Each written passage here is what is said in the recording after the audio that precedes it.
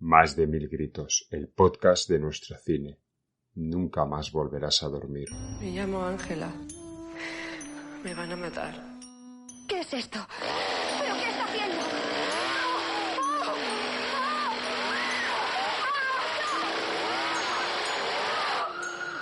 Ya va, tienen que parar esa máquina, ya ha causado demasiados daños. ¡Quieto, quieto! ¿Por qué no razona? Habla de muertos que resucitan, de canibalismo. Cosas que se dan de patadas con la ciencia. La ciencia se da de patadas con muchas cosas y a veces pierde. ¿Por qué? ¿Por qué has hecho esto? ¿Por qué lo has hecho? ¿Por qué? Dime, ¿por qué lo has hecho? ¿Por qué? No es a mí a quien le gusta el cine, sino al cine a quien le gusto yo. Y recuerda, en la península nadie puede oír tus gritos. Pablo, grábalo todo. Por tu puta madre. Bueno, pues estamos en un nuevo programa de Más de 1000 gritos. Bienvenidos y bienvenidas. Es nuestro programa número 24 y yo soy Domingo Ortega, el que siempre está aquí y siempre se me olvida presentarme. Creo que me presento un programa cada 15. Como siempre, hoy os acerco una película muy curiosa de nuestro cine, la saga de los Drácula. The Dracula saga is the story of a cursed family. La vieja estirpe de los Drácula estaba a punto de extinguirse. Los Drácula ya eran considerados en aquella época como seres extraños a quienes las gentes del lugar atribuían poderes y costumbres que nadie se atrevía a nombrar. Yo heredé ese temido nombre y gracias a mí el mundo conserva el respeto y el terror que los vampiros seguimos inspirando. Película protagonizada por el gran Ibáñez Menta y dirigida por León Kimonsky. También deciros que hoy vamos a tener una novedad en el programa. Una novedad que no es que no sea importante, pero bueno, es algo que vamos a hacer por primera vez. Más que una novedad, porque no va a ser norma, pero es algo que va a ser la primera vez. Todos los que nos oís y todas las que nos oís sabéis que siempre en nuestro apartado película traemos un invitado. Bien, pues hoy vamos a hacer una excepción y vamos a tener dos invitados. Dos invitados que bueno, como son dos críticos de cine, en mi opinión, bastante reputados y que siempre van de la mano, pues tenían que venir juntos. Ellos son Carlos Benítez y Monse... Madre mía, qué desastre que soy, que se me ha borrado el apellido. Bueno, Monse y Carlos, bienvenidos. Hola. Hola, ¿qué tal?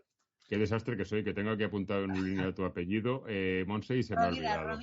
Rovira y Carlos Benítez. Muy bien, pues bueno, no sé si habrá alguien que por este nombre no sepa quién es, cosa que dudo, pero bueno, ellos son los creadores de la web Proyecto Nasky y Serendipia Nasky, que al fin y al cabo son la misma página, ¿no? Bueno, uno es el perfil que escribe, digamos, o sea, si entras en el blog te pone autor Serendipia.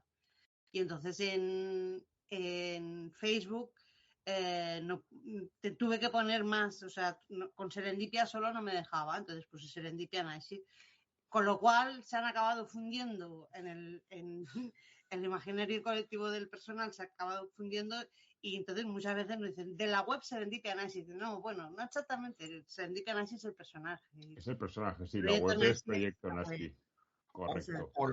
O los serendipios a secas. También. Sí, claro, porque sois dos, claro, siempre sois dos los que estáis escribiendo. Luego también son los creadores de un libro que tengo que decir que yo cuando cayó en mis manos no relacioné, ni de hecho me enteré este año de que era vuestro cuando nos conocimos en Sitges, el libro de la extinta Tyrannosaurus Box sobre la residencia y quién puede matar a un niño. Este libro a mí me pareció sencillamente magistral. Así que daros la enhorabuena. Cualquiera que me conozca pensará, bueno, es un libro que trata sobre una de tus películas favoritas y sobre tu director favorito, es fácil que te entre. No. Lo que es fácil es que me lo compre, pero luego me tiene que parecer bueno como me ha parecido, que me parece una auténtica joya y es uno de mis libros favoritos dentro de los que tengo que tratan el fantástico español. Así que muchas gracias por parir esa maravilla. Bueno. Hombre, pues muchas gracias. Aparte hemos colaborado en varios libros, en la antología. En la antología esta que están 2 volúmenes. Antología de Fantaterror, ¿no? antología, sí, del cine de terror español. Hemos colaborado en 2 libros sobre Piquer Simón. En el buque maldito. Bueno, sí, ahí colaboramos siempre, o sea, parece que, o sea, que estamos, o sea, que le hemos caído en gracia al editor. Sí. Y bueno, quizás es porque lo hacéis bien, ¿no? También, aparte de que seáis simpáticos y buena gente y majetes, también tenéis que hacer bien el trabajo, porque de ser majo no vive la gente. Oh, ya. Pues el caso es que, bueno, o sea, que donde nos van llamando, ahí vamos haciendo. Ahora estamos liados porque estamos liados con un nuevo libro que nos han encargado. Que no va a ir de cine español. Bueno, sí, pero sí, no. Sí, pero no, o sea, va a irse cine oriental, cine español. Las sinergias entre la cultura y el cine español y asiático. Y naturalmente estará Paul Naschy dentro, porque, claro. Porque como bien sabes, hizo un par de películas y algunos documentales para Japón y con Japón.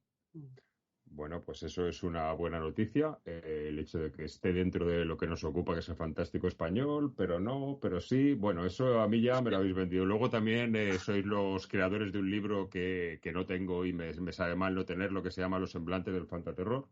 Ah, bueno, este uní algunas entrevistas, o sea, y como vi que tenía bastantes entrevistas, pues decidí, o sea, a actores, directores de cine español, de terror o relacionados, incluso algunos artículos, pues decidí revisarlos y hacerme este capricho que fue algo muy... O sea, leerlo en papel, porque ya está en el sí, blog, sí. Online están. Pero tenía ese capricho, como toda mi vida he hecho fanzines y tal, y tengo una edad, pues a mí me gusta verlo en papel. Y entonces pues hice en plan, pues nada, pues para los amigos prácticamente hicimos 150 y hostias, volaron, o sea... Y tanto. Hoy en día imposible de conseguir, lo cual ya os digo que me sabe mal. Cuando hablamos en Sitges os dije, ostras, y esto no hay manera de conseguirlo. Bueno, pues no hay manera, salvo que ahora que nos oiga alguna editorial y se decida volverlo a sacar, de momento no hay manera. Ahí lo dejo porque sé que nos oyen algunas personas de editoriales, así que... Bueno, y... También creo que es un desafío porque supongo que a vosotros dos, llevando el blog que se llama Proyecto Naschy, pues cuando os llaman de cualquier sitio para que habléis sobre algo, pues lo que se espera a todo el mundo es que sea sobre el gran Paul Naschy. Pero yo dije, eso es lo que se espera a todo el mundo. Vamos a apretarles un poquito más porque saben de todo tipo de cine, no saben solo de ese. Sí, y vamos a hablar de esta otra película que a mí me parece maravillosa y que estoy seguro que a vosotros también. Hombre, sé que estamos un poquito... Encasillados. Pero bueno, ya está bien. También hemos colaborado, que se me ha olvidado, estamos colaborando con el sello Ediciones 79. O sea, correcto, también, cierto. Que madre mía, vaya currazo que os estáis pegando y vaya currazo que se está pegando Joan con estas... Joan está haciendo un trabajo, es una delicia trabajar con él porque además... hace las cosas porque le gustan y entonces pues si le dices, oye, mira, tengo una fotografía que es muy rara y tal, él encantado, o sea, yo he colaborado con un montón de material, todo el que he podido porque, y bueno, he contactado con los cortometrajistas también para dar en cada disco todo lo que se pueda, o sea, cuanto más contenido relacionado con el cine fantástico y de terror de Paul Naschy y bueno, ahora estamos liados también con ello y preparando ya, esperamos que cuando acabe de lanzar esto pues dé para más, como por ejemplo... Y manteniendo el blog también. Sí, y haciendo el libro y haciendo 1000 cosas. Y luego aparte trabajaréis y cenaréis y dormiréis. No, bueno, por suerte no. Estamos ya retirados del mundo laboral. Bueno, vale. Pues podemos mantenernos con subsidios estatales, pero... Pues oye, maravilloso. Yo estoy esperando que me llegue esa época, que aún me falta un poquito, pero estoy esperando. Y lo del 71, pues sí, yo también he colaborado en una de las entregas, como sabéis, que salió en mi podcast, y por eso todo lo que me estáis contando respecto a las currazas que se pega Joan, sé que es verdad porque he tratado con él también, o sea que... Así que esperemos que sean muchas más las películas que saquen. Y esperemos que este mismo podcast esté en la trilogía vampírica de Klimovsky en caso de que me ponga lo suficientemente pesado y cabezón como para que salga. Oye, pues yo te ayudo a ser pesado, que yo puedo llamar también a Joan y darle el coñazo con esto lo que haga falta. Si quieres lo llamas tú un día y yo al día siguiente. Es uno de mis... Es una de las de los sueños que tengo, haberlo editado estas 3 películas en un pack sería cojonudo. O sea que realmente la película de la que vamos a hablar la he escogido yo y os lo he acertado por lo que estoy viendo. Sí, eso es fantaterror puro. O sea, hay gente... Y más redonda que algunas. Sí, hay gente que, o sea, que mete en el fantaterror todo cine de terror español. Y yo no lo metería todo. O sea, en el término para mí coge... O sea, unas limitaciones y unas épocas concretas y unas temáticas. Y unas formas de hacer. Y unas formas de hacer. Y lo que hacía Klimovsky era puro fantaterror. Terror de pipas. Terror de pipas, pero con respeto. O sea, cuando decimos esto no lo decimos... Bueno... Peyorativamente. Peyorativamente, muy al contrario. O sea, es un cine que nos encanta. Si no, joder, pues no... No haréis todo lo que hacéis. Es curioso que León Klimovsky, para lo que no es el fandom así más agresivo, por llamarlo de alguna manera, como es vuestro caso y como es el mío, simplemente es conocido por las películas del Hombre Lobo, pero ha hecho grandes maravillas como esta y como otra de la que le dedicamos un programa que era la de Odio mi cuerpo, que es otra de las maravillas que hizo. O sea, que no solo vivía este hombre de los lobos, vivía de mucho más. Que era polifacético, además, o sea, se atrevía con todo, o sea, con todo lo que le proponían, él se metía.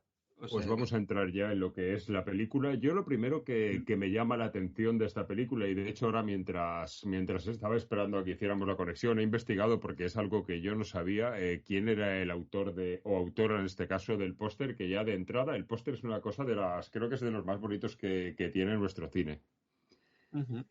Que está diseñado por Herminia Medina, que yo no sabía ni quién era esta. Yo cuando vi el póster dije, pues será de Jano, como espera todo el mundo que sean todos, pero no, y el póster desde luego me parece una auténtica maravilla. No sé si estáis de acuerdo conmigo. No, incluso los 3 pósters, los de estas 3 películas, la de tanto como el de la orgía nocturna de los vampiros y el de El extraño amor de los vampiros, son distintos, pero a su manera todos son innovadores. O sea, si eso es un vistazo, o sea, son totalmente diferentes, pero son muy originales. Sí, era una época en la que se curraba mucho más las cosas, y una de las cosas que más se trabajaba en esa época, en España especialmente, y en todo el mundo, era el diseño de los pósters. Era algo que claro, que pretendían venderte la película ya solo con el póster. Bueno, es que tampoco había los medios que hay ahora de difusión, ¿no? O sea, el póster era un elemento relevante, más relevante de lo que es ahora, que somos ciento y la madre difundiendo, ¿no? Entonces el póster era la cara visible que reclamaba. Por eso están tan bien cuidados, yo creo. Ahora es un poco más a más, ¿no?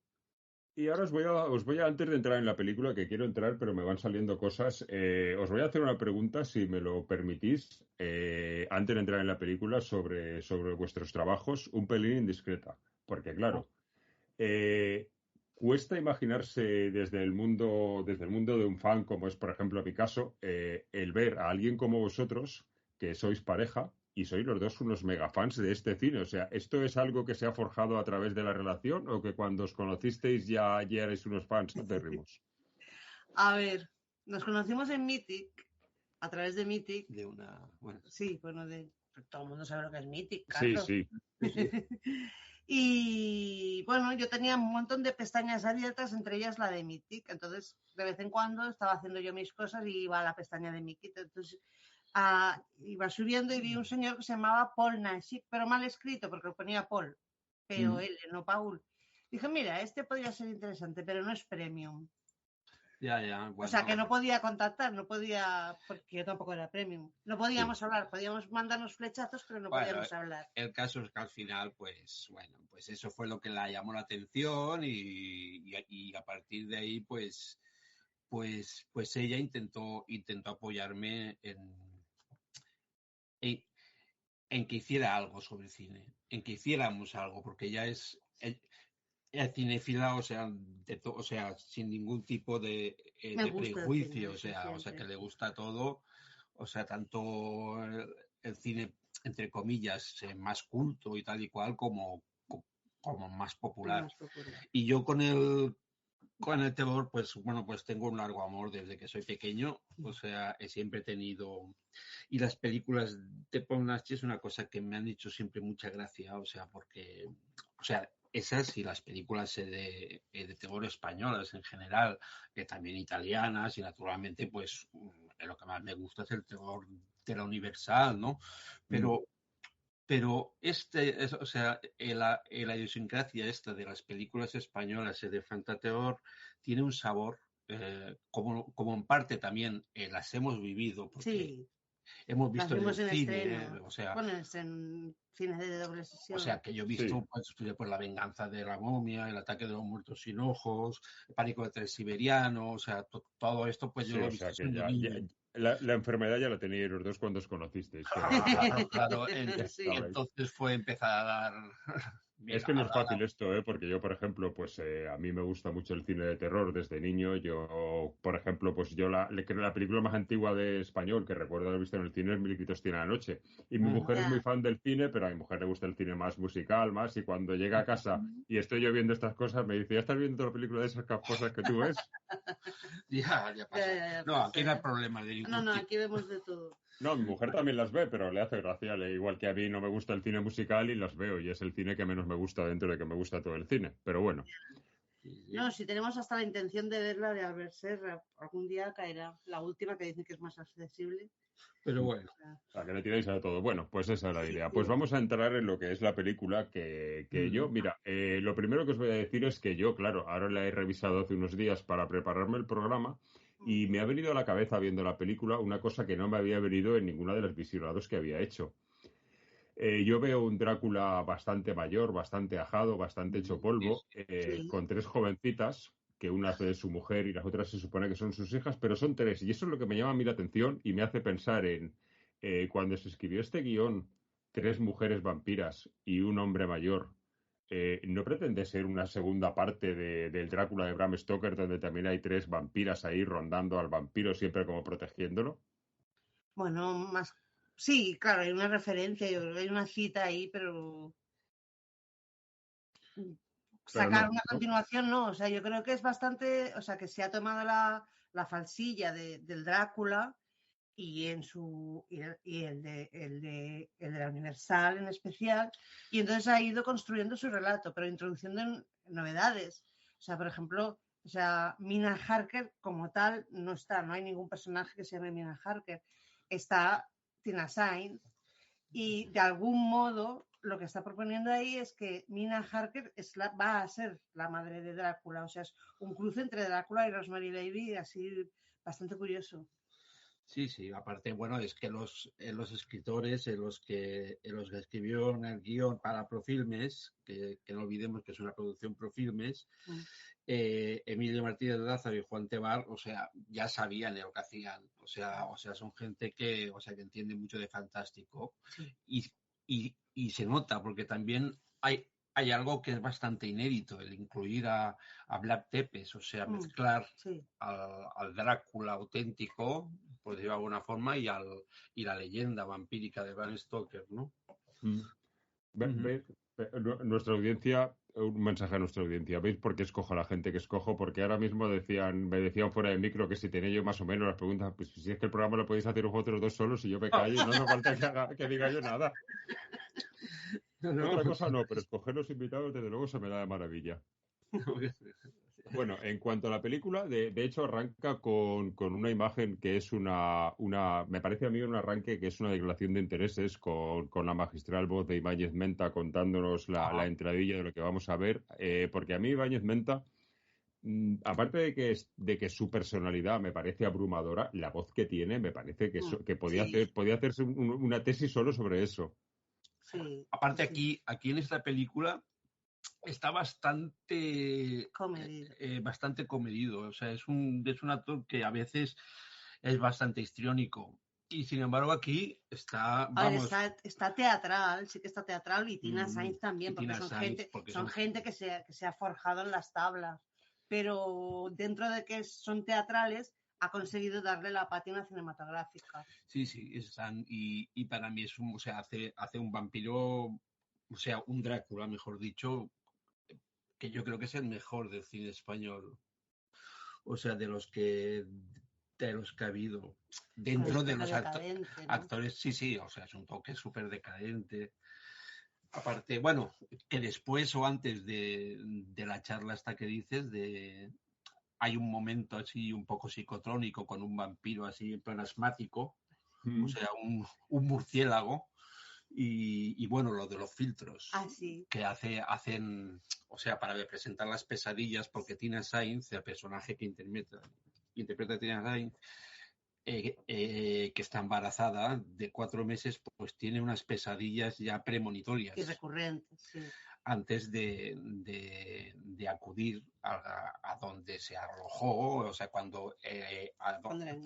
a donde pasó su niñez, que era en el castillo de Drácula. Sí, esas escenas de los desenfoques, que son los sueños, que son espectaculares. Bueno, desenfoques, hay un filtro, un filtro chapucero, muy, muy de andar por casa. O sea, yo es que me lo imagino con un papel de estos de seda, que le han hecho unos agujeritos ahí irregulares, ponen, o sea, en lugar de tener un filtro, bueno, o sea, improvisado, pero eso le da cali, o sea, me hace pensar en Jesús Franco, en Vaya Luna de Miel, Vaya Luna de Miel, bueno, que también son con 4 duros y tal y cual, entonces de repente entran en una mina de oro y son paredes forradas de albal, pero coño, es que esa es la magia del cine, ¿no? O sea, ese salto.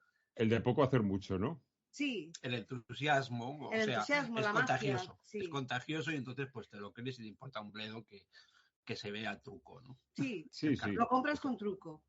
Correcto, ese tipo de cosas son las que hacen que funcione, porque luego me habláis de que es una película en principio barata, y es algo que me sorprende porque no parece una película barata, así como hay otras películas, por ejemplo, si nos vamos a la trilogía de Verne, de Piquer Simón, se nota que son películas baratas, pero esta realmente no lo parece. No, es que las localizaciones son fantásticas, como casi todo el fantaseador de la época, que de hecho casi todas son comunes. O sea, son sitios que ya los reconoces. O sea, aquí sale el mismo pasadizo con la escalera que sale en el Gran Amor del Conde Drácula, que se hizo muy poco antes. O sea, pero tanto las localizaciones como la ambientación y el vestuario están trabajadas. Están muy conseguidos. O sea, eran profesionales, no eran chapuzas. Había industria. Claro. Eran artesanos. Había industria que se echa de menos, porque, por ejemplo, esto que decís de la puesta en escena, en el momento en el que el carruaje va hacia el castillo, esa escena tan mítica de las películas de Drácula, que aparecen todas, aquí creo que es una de las películas que mejor está hecho y que parece perfectamente querer emular el estilo de la Hammer, pero con muchísimo estilo. Bueno, es que Profilmes quería emular el estilo de la Hammer. Bueno, sí, en principio, pues, es donde se miraba reflejada, ¿no? Sí. Pero bueno, pero sin ninguna pretensión. Eso ya incluso nos lo decía Pérez Giner, o sea, uno de los fundadores, o sea, que ya nos decía que no tenían pretensiones de hacer arte, ¿no? O sea, que ellos hacían este cine para entretenimiento, para vender al extranjero y que lo que sacaran aquí, pues a más. O sea, pues mira, pues perfecto, pero que el principal objetivo era exportar. Sí. Y por eso hacían pues cine de terror y en doble versión. Sí, como siempre, en doble versión, una para el extranjero y una para nuestra maravillosa censura de la época. Exacto. Que supongo que la que está más difundida ahora, gracias a que fue editada en Estados Unidos en DVD, es la versión para el extranjero con con pechos y sus desnudos. Con más carga de erotismo, pero en este caso la carga de erotismo que tiene esta película, aunque muchas veces se tacha el fantaterror de que tiene muchos desnudos gratuitos, en el caso de que cuando son vampiros, y en el caso de esta concretamente, creo que están más que justificados. Hombre, digamos que plausiblemente justificados, porque no, pero bueno, cuando se la encuentra en el bosque no tiene por qué estar así. Ya. O sea, son cosas... o sea, a ver, menos que otras quizá, pero así sí, quizás es menos que otras, quizás es menos que hay muchas que es porque sí. Aquí igual el porque sí es porque sí, pero con una justificación que nos vamos a molestar en poner. Salvo la escena del bosque que dices que no hay ninguna justificación, que es cierto que esa escena es de las de porque sí. Sí. No, y luego pues eso, pues ahí pues la influencia está pues de La semilla del diablo que decías tú, de Polanski, de La semilla del diablo, igual que El extraño amor de los vampiros, pues tiene de El baile de los vampiros, es innegable también. O sea, que quiero decir que, bueno, que es una película pues también muy de su época. Sí. O sea, a 1972, que por cierto fue un año que dejó un montón de títulos en el cine de terror español. Creo que fue el año más el mejor. Sí, Pánico de Transilvania, Ceremonia Sangrienta, El Doctor Jekyll y el Hombre Lobo, Gran Amor del Conde Drácula, El Jorobado de la Morgue. Un montón. Sí, que son un montón, sí. Y luego el despertar de la víctima tras ese... volvíamos a lo que decíamos, el despertar de la primera vez que vemos a una víctima despertarse, o sea, eso sí que es erotismo puro. No tiene otra cosa que erotismo, o sea, que sí que está cargada de ese erotismo que yo acabo de decir que igual era justificado y igual no lo es. No, bueno, o sea... Hombre, para mí siempre está justificado. Forma parte de y luego... de esta etapa, de este tipo, ¿no? De esta manera de concebir el cine. Bueno, es igual que en Hammer también hay mucho erotismo. Aunque aquí lo cortaran en su momento. Claro. Luego lo hemos podido ver que estaba presente. Sí, pero quizás el erotismo de Hammer, igual yo soy menos fan de Hammer que lo que soy del fantaterror y del Universal, entonces igual la Hammer no la conozco tanto, pero quizás el erotismo de Hammer igual es porque yo lo que he visto tenía censura, pero no habían pechos descubiertos, había transparencias, ¿no? Bueno, sí, también tienes razón, o sea, quizás... Era como más, es que los ingleses para mí son demasiado, todo lo contrario que el fantaterror, demasiado mirados, demasiado estirados. Esto es más a la italiana, o sea, aquí somos más mediterráneos. Es como los italianos, o sea que la mujer llega a casa, suena el teléfono. Se quita la ropa, se quita el sujetador y lo coge. Y coge el teléfono. Claro, que no tiene ningún sentido. Lo primero que haces cuando llegas a casa y suena el teléfono, desnudarte. Sí. Claro, porque viene... Claro, y sobre todo la que videollamadas es lo más lógico que hagas. Sí. Pero bueno, si tienes a Elga Liné, si tienes a Cristina Suriani, que era una muñeca, e incluso a María Costi, que yo creo que es la única película en la que sale algo de chicha, es esta, o sea, porque ella, vamos, que estaba en contra de esto, o sea. Luego se retiró después de esta, ¿no? Sí, se pasó al teatro, o sea, porque estaba harta, que todo lo que le ofrecían era carne y carne. Bueno, y además, claro, que estaban pensando en el exterior, ¿no? Porque aquí no se iban a ver con carne. Ya. Bueno. Luego hay una cosa que me llama mucho la atención de la película también, que la música realmente, en el arranque de la película, a mí la música me parece que no funciona para nada y que no tiene ningún sentido, pero a partir de la visita a las tumbas de sus antepasados por parte de nuestra protagonista, ahí empieza la música a funcionar como de otra manera. Es como que a partir de ahí la música ya nos la vamos a tomar más en serio y ya sí que va a ser parte de la película, cosa que no ha ocurrido en los 10 primeros minutos de la película, que es música desfasada. Pero esos primeros minutos son un poco extraños. Es igual que cuando está la aparición del aborto, vamos, de Valerio, el heredero, el Borbón, ¿no? O sea, que es un poco resultado de los excesos y degeneraciones de la estirpe. Sí. O sea, claro, cuando sale eso, ya la película pierde un poco la dignidad. Bueno, porque enseña al monstruo. No, porque es un monstruo. Trapacero, ¿no? Pero bueno, pero lo que siempre digo y bueno, y decimos, que forma parte del encanto. Sí, todo eso es lo que la caracteriza. Has de comprar el pack completo, si no... Claro, pues fíjate que a mí el monstruo no me parece que cante tanto. Creo que hay otras cosas de la película que son un poco menos... Porque, por ejemplo, una cosa que tenía yo anotada como que no me termina de funcionar es el vino. O sea, ¿alguien se va a tomar un vino con ese color? Yo no.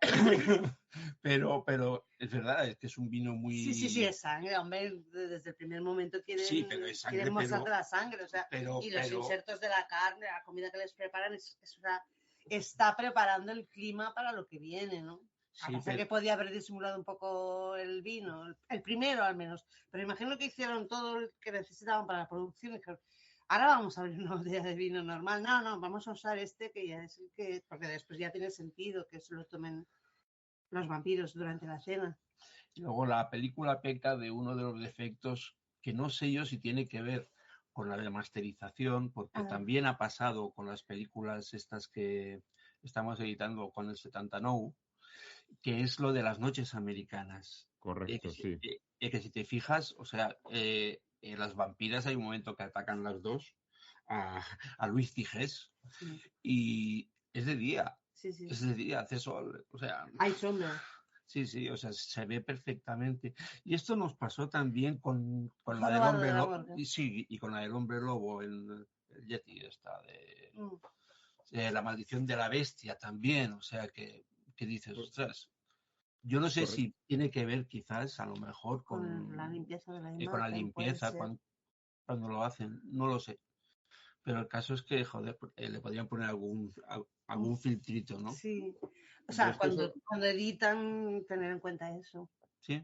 Yo eso me lo he preguntado también siempre que la he visto. Realmente claro, yo igual la primera vez que la vi, que hace muchísimo tiempo, yo no sabía lo que era la noche americana. Entonces pensaba que, ¿por qué salen los vampiros a la luz del día? Y luego ya, más metido en el cine, con muchos más años y habiendo dirigido incluso cosas, pues cuando ya sabía lo que era la noche americana, que esta película decía, pero si es que es la noche americana más mal hecha que he visto en mi vida. O sea, si es que se ve que es de día. Sí, perfectamente. Bueno, me vais a permitir que haga una pausa porque siempre que hablamos de este tipo de cosas así tan técnicas hay gente que nos dice, es que no sabemos lo que es eso. Bueno, pues una noche americana es ni más ni menos que rodar de día como si fuera de noche. Sí. Simular una noche sin serlo.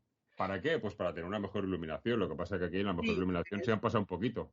No, iluminar de noche es muy difícil y muy caro, entonces rodaban de día directamente. Y con filtros y con contrailuminación y demás se consigue esta noche americana, pero aquí de verdad que yo también lo pensé cuando la vi y luego también hay claro, tú ves esto y si no sabes lo que es noche americana, como me ocurrió a mí la primera vez que la vi siendo más crío, pues puedes dudar si se están pasando un poco por el forro el tema vampírico, porque luego casi al final de la película hay una salida a la calle de los vampiros que sí que es de día y que sí que se van arrinconando ellos con las sombras. Sí. Entonces dices, hostia, pues no es que lo hayan hecho mal y que pasen del mito del vampirismo, pero es eso, es que la noche americana... Yo también me planteé si era culpa de que el máster que yo he visto, que supongo que es el que has hablado tú, de esa imagen, una copia de ese DVD americano, y yo lo veía y decía, es que no sé si es el máster, me pregunté lo mismo, que está mal hecho o que lo hicieron en su día mal, porque claro... Mi duda es, ¿por qué está hecho esto mal hecho cuando todo el resto de la película, para mí, a nivel dirección, funciona perfectamente? Sí, son los cosas. Criados. O sea, lo único que así, a nivel de guión, digamos, de guión literario, de argumento, cuando van enterrando, todos los vampiros están en sus tumbas porque es de día, pero los pobres criados, que también son vampiros, esos salen a la luz y no les pasa nada. Son cosas, mira, son cosas que no, algunas... Bueno. Pero bueno, que no son perfectas las películas. Luego, históricamente hablando, el aspecto que tiene Ibáñez Menta, yo no sé si era tan mayor como aparece, o supongo que no, que es parte del maquillaje. Bueno, era mayor, pero es que está bien. Que, sí. O sea, perdón, ¿qué es lo que ibas a preguntar? Lo que iba a preguntar, era eso, que primero preguntar si es tan mayor como aparece o es parte del maquillaje, y luego que a mí me ha llevado a pensar que quizás ese aspecto tan ajado que tiene y tan cerizo, a mí me ha hecho pensar que si el Drácula de Bram Stoker, el aspecto del vampiro no está quizás un poco basado en este. Es que en el Drácula de Bram Stoker no se ve nunca el vampiro, ¿no? Todos son cartas. Una vez se ve. No se ve. Una vez se lo describe. Lo describe, pero nadie ve, o sea, todo es una novela epistolar, todos son fragmentos de diarios. O sea, la imagen que tenemos del vampiro viene del vampiro de Polidori y del cine. No, pero me refería a la película de Bram Stoker, Drácula, la de Coppola. Esa película me da a mí la impresión de que el aspecto ese que tiene el vampiro tan hecho polvo, me da la impresión de que se pueden haber basado en Menta. Bueno, si te fijas también en la de Jesús Franco, Conde Drácula, o sea, Christopher Lee también pues lo envejece también y va rejuveneciendo, sí, pero bueno, sí, puede ser. Y luego está el tema de, o sea, que él, Ibáñez Menta, ella había hecho de vampiro con anterioridad, bueno, de Drácula, había hecho ya en el teatro en Argentina, me parece, y en series televisivas de allí. Otra vez Drácula, me parece que se llamaba aquella serie televisiva. El caso es que yo diría que incluso si te fijas esa nariz, no es suya. Entonces, esa es la que utilizaba, porque él, Ibáñez Menta, se maquillaba a sí mismo. O sea, eran de estos actores que completos, ¿no? Como Lon Chaney, o sea, a quien tuvo el placer de conocer en Estados Unidos. Y entonces, o sea, ese maquillaje que es el mejor, es el mejor porque también lo de las caras blancas y las manos... Sí, o sea, bueno, es que todos los tienen, todos van blancos menos las hijas, las primas que tienen la cara blanca y el resto del cuerpo son rosadito, hermoso. Sí, eso ellas dijeron que pasaban de maquillarse enteras, no sé, eso... Sí, es curioso, porque ese tono tan blanco también le da un erotismo curioso. Sí, bueno, y aparte son muy similares a las que salen, o sea, tipo de vampira, hemaroloyista que sonríe y tal y cual, en cámara lenta, o sea, es parecido al que utilizó ya en La noche de Walpurgis, ¿no?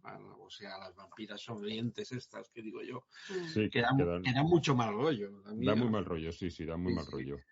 Luego las escenas, por lo que decíamos de lo raro que es que cometan errores como La noche americana, haciendo aciertos como hacen en otros momentos, las escenas están plagadas de aciertos y un ejemplo es cómo en las habitaciones hay una ausencia total de espejos y cómo la cámara se molesta en hacer que sepas que no hay espejos. Sí.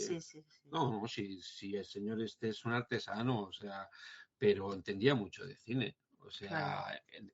Era también uno de los mayores especialistas en la película Vampir, la de Dreyer.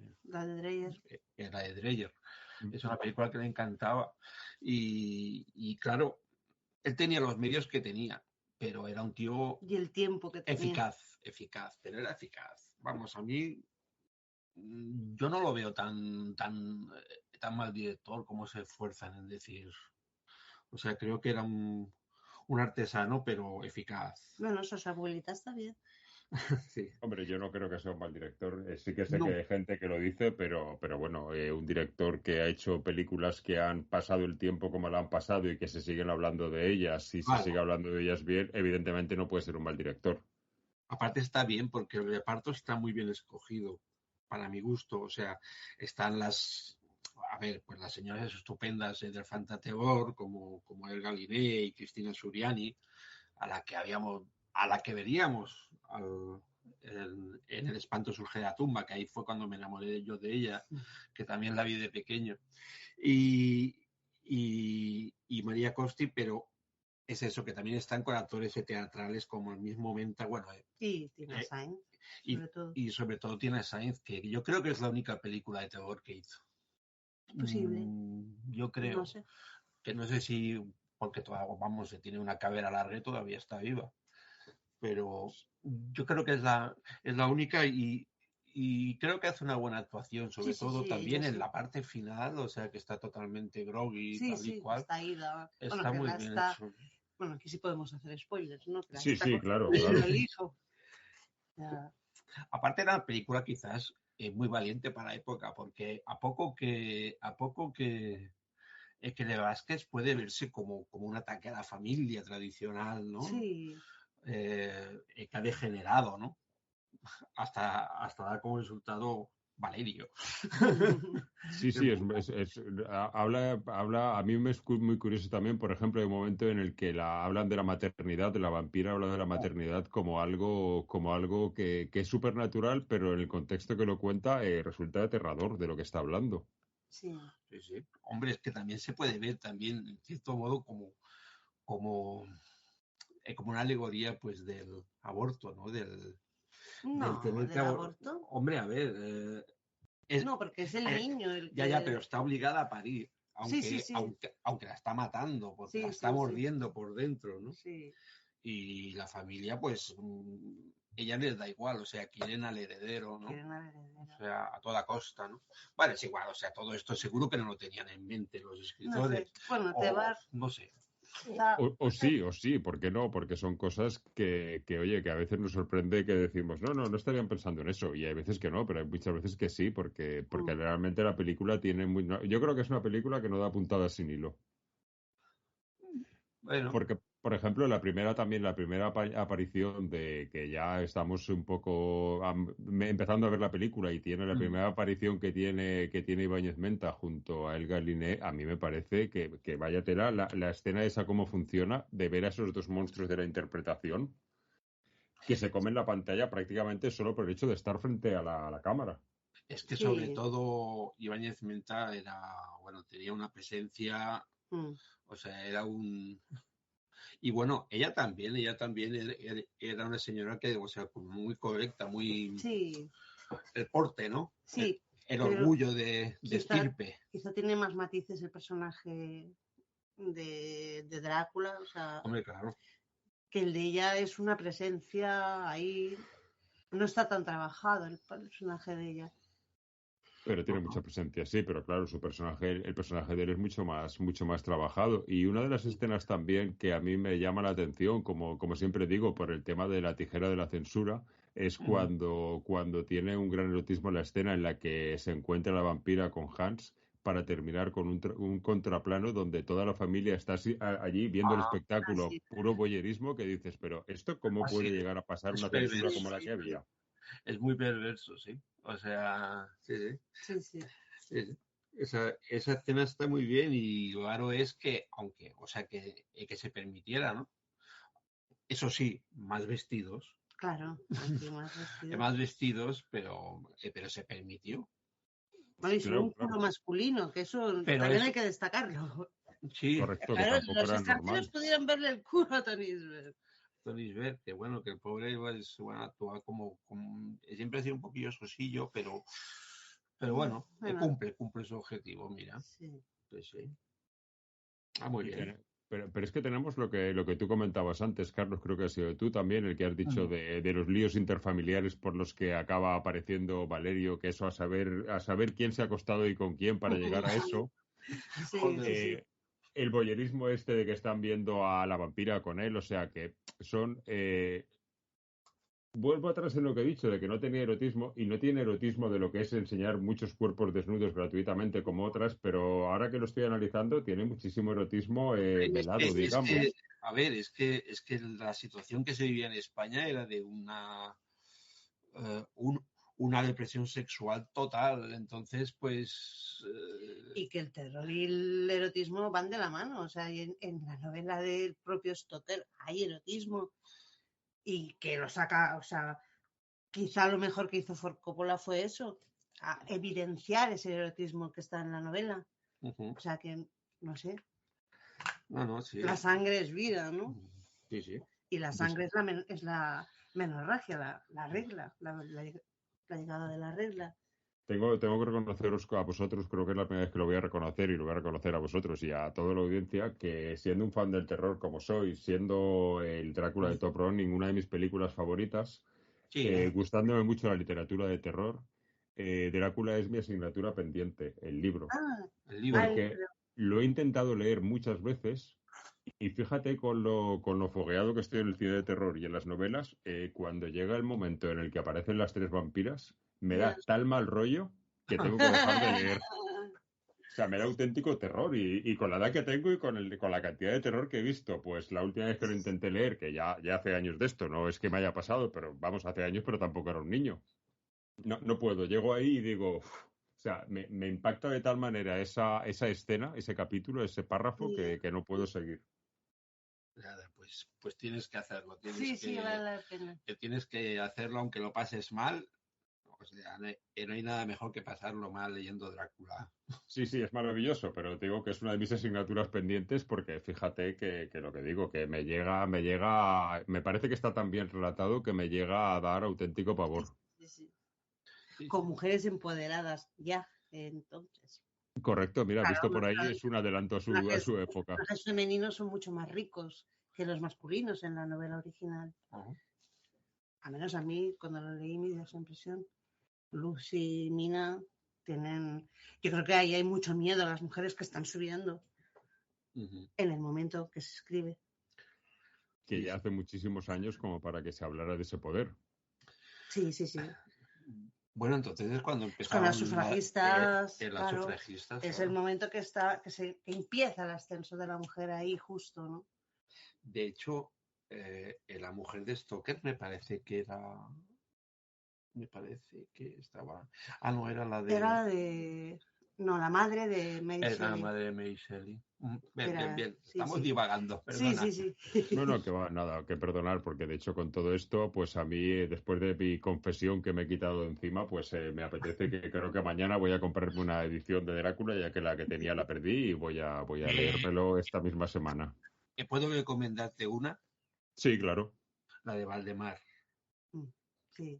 La de Valdemar. Vale. Es una traducción... No.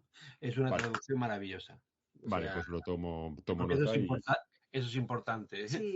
Sí, que la traducción sea buena es importante, porque no sabía que podía haber variaciones como para que una sea mejor que la otra en cuanto a más allá de la estética, pero lo tendré en cuenta.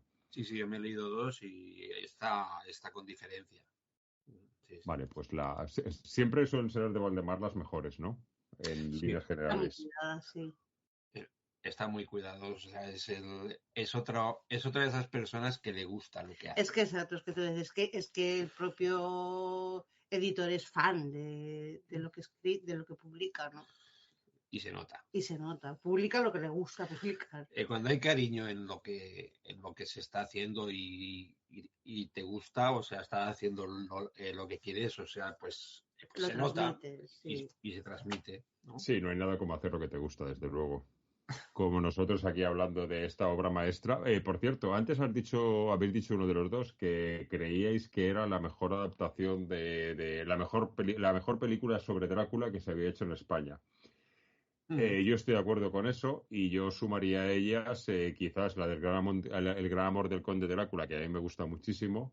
Sí. Y mi favorita, que creo que es la más rara de todas, que es la de Vampire Quad de Cook, que no sé si es una película, es un making of o qué es. Que yo creo que es lo que quieras, pero a ver, es una película porque el hecho de quitarle voz ya lo aleja de ser un making of o un documental. Y hay una voluntad artística. Es que los documentales son cine, al fin y al cabo, también. Sí, pero que es un poco de todo. Yo recuerdo mucho la primera vez que la vi esta película, que yo sinceramente os voy a decir que la vi pensando que me iba a reír, como diciendo, a ver, que James Franco hace una película y que un señor decide que pone una cámara en el otro lado y graba lo que él está haciendo, que lo edita en blanco y negro sin color. Esto que tomadura de pelo es, y cuando terminé de verla dije, madre mía, adoro esta película. Está muy bien, sí. Está muy bien, incluso el Conde Drácula, o sea, me valoriza la de Jesús Franco, que nunca he sido muy fan de Jesús Franco, o sea, de sus películas. De él sí, pero de sus películas hay pocas que me gusten realmente, y esta siempre la tenía un poquito tal, pero bueno, pero a todos o sea, esta película, o sea, Quad de Cook para mí hace que, o sea, que le da valor a la otra. Sí, hace que la otra sea mejor, estoy de acuerdo. Sí. Es perfecto, o sea, es perfecto ver las dos.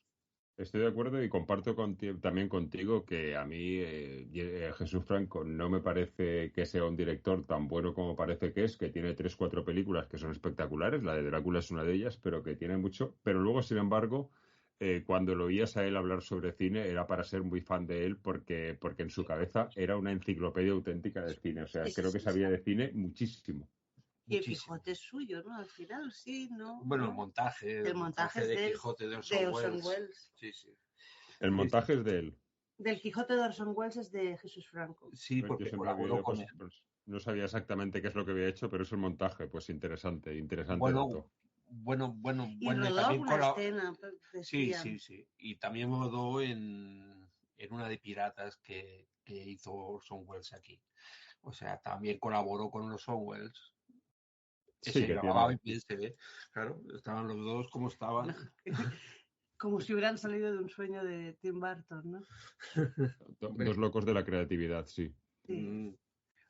Luego también, volviendo a la película, ya por el final es cierto que la muerte de Hans no parece demasiado justificada, no parece que haya un motivo claro, y eso parece, no sé, es algo extraño, pero un comportamiento extraño, el modo en el que tiene lo que se posa en la garganta, lo que se le pone en la gargantilla desde que se la pone, es un poco extraño ese momento, ¿no? Pero funciona. Espera, Hans, ¿quién es el personaje? ¿Es el de Tony Bell? Sí. Sí, tiene una muerte un poco extraña. Pues lo siento, pero ahora mismo no me acuerdo cómo muere. No parece, no que sea extraña, sino que no parece demasiado justificado. O sea, que está fuera del sitio totalmente. Bueno. Sí, que dices, ¿por qué? ¿Por qué esto? Bueno, porque si no se lo tendría que cargar ella también, ¿no? Claro. Acaba con toda la familia luego. Sí. Ahí no se libra nadie, hachazos. Y entonces, claro. Bueno, acaba con toda la familia o no, que el plano final se las trae. O sea, podía haberlo dejado sin la cabecita esta última que sale, pero bueno. ¿Qué cabecita? La cabeza de... Bueno, pero es que el niño bebe... Sí, pero es que podía haberlo dejado ahí cuando el niño bebe, pero acaba con un plano de la cabeza cortada de... de Narciso Ibáñez Menta, es verdad, viendo. Una cabeza de bueno. Sí, que esa escena es en la que vemos que se toma ciertas licencias sobre lo que es y hace una limpieza en el castillo brutal y se toma licencias en cuanto a la manera de acabar con los vampiros. Sí. Bueno, decapitándolos, o sea, un poco como si fueran zombies, ¿no? Bueno, sí, que no es lo típico de la estaca, es algo mucho más rápido. Sí. Y más vistoso. También. Sí, y luego el hecho de que el bebé esté muerto y nadie sea consciente de ello, ni la madre ni los habitantes del castillo, pero de pronto resulta que el vampiro está vivo y que al final, no sé, es un poco también una sorpresa que a mí el final me encanta, porque es una sorpresa curiosa. Pues que el niño se revive con la sangre de ella, o sea, ella lo mata, ella sí que consigue matar al niño porque no le da, cuando lo pare lo mata. Sí. No sé cómo lo hace, pero que no le da los golpecitos, o sea, no lo hace respirar, entonces el niño está muerto, pero con la sangre de ella misma revive. Pues mira, ves, yo no lo he visto así, me extrañaba todo, no acababa de comprenderlo. Es una película para leer entre líneas, ¿no os parece? No, si las ideas... Las ideas son buenas. Son buenas, luego, claro... La materialización, pues, tiene sus qués. Pero bueno, o sea, todo forma parte del encanto, o sea, sí. es fantástico y si te gusta, esto es un paradigma, o sea, esta trilogía es un paradigma y tiene cosas interesantes, o sea, tanto esta como las otras dos, vamos, a mí me encantan. O sea, yo las veo muy... Hay gente que siempre dice, ostras, es que Klimovsky... A mí me parece fantástico todo. Bueno, a mí Auret es el que no... Carlos Auret y yo no congeniamos. ¿No? Pero bueno, no, nada. Sí. Klimovsky a mí me parece un director mucho más imaginativo, mucho más de arriesgar, ¿no? Bueno, arriesgar quizás no.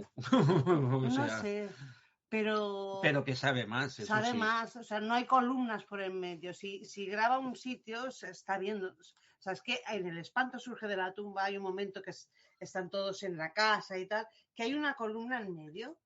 Y entonces hay dos personajes enfrentados, pero no lo utiliza para eso. Simplemente es que puso la cámara ahí y entonces van de un lado a otro, los pierdes salen de campo porque pasan por detrás de la columna. Ya, yo me río mucho con el espanto, la verdad.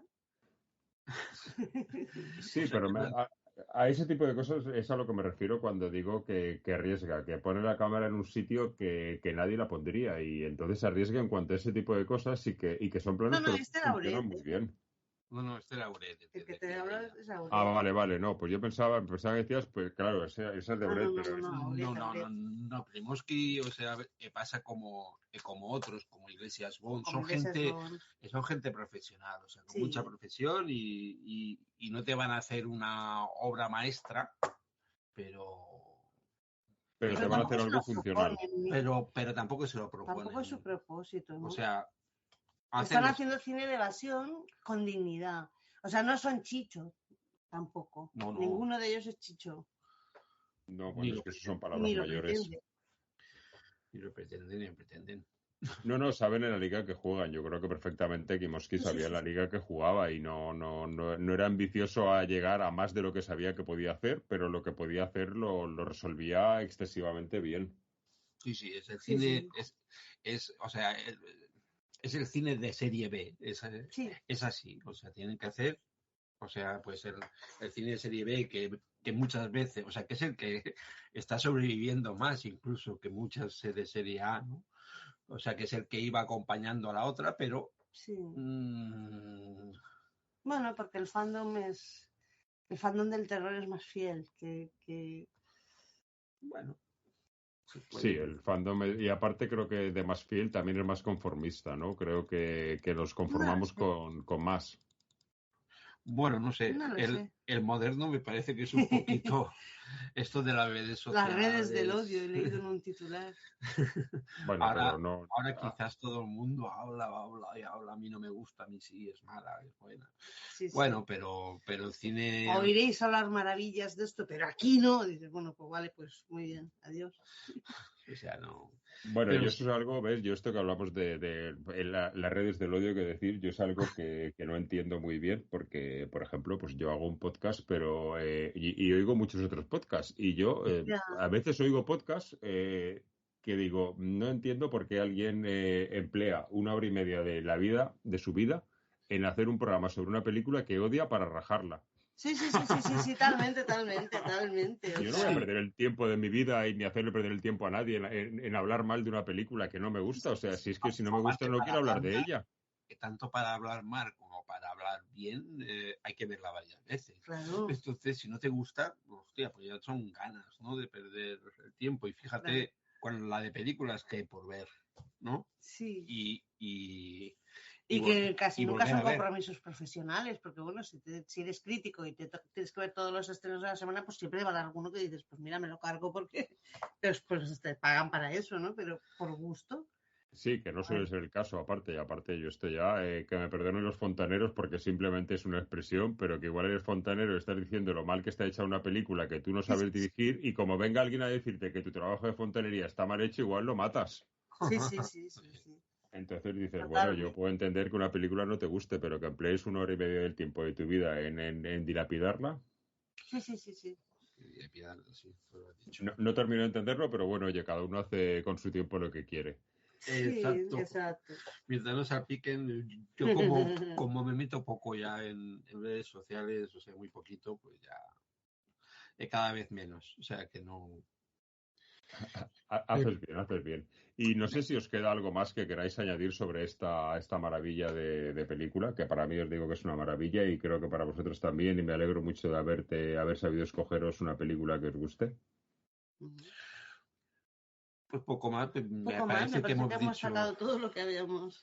Sí, bueno, estuvo en Sitges esta película, ¿lo sabías? No. Pues estuvo en la 6ª edición del Festival de Sitges, que allí, bueno, todas estas cosas pues las recibían un poquito, o sea, la prensa de la época del cine español de terror, bueno, el cine español en general, no se lo tomaban demasiado en serio.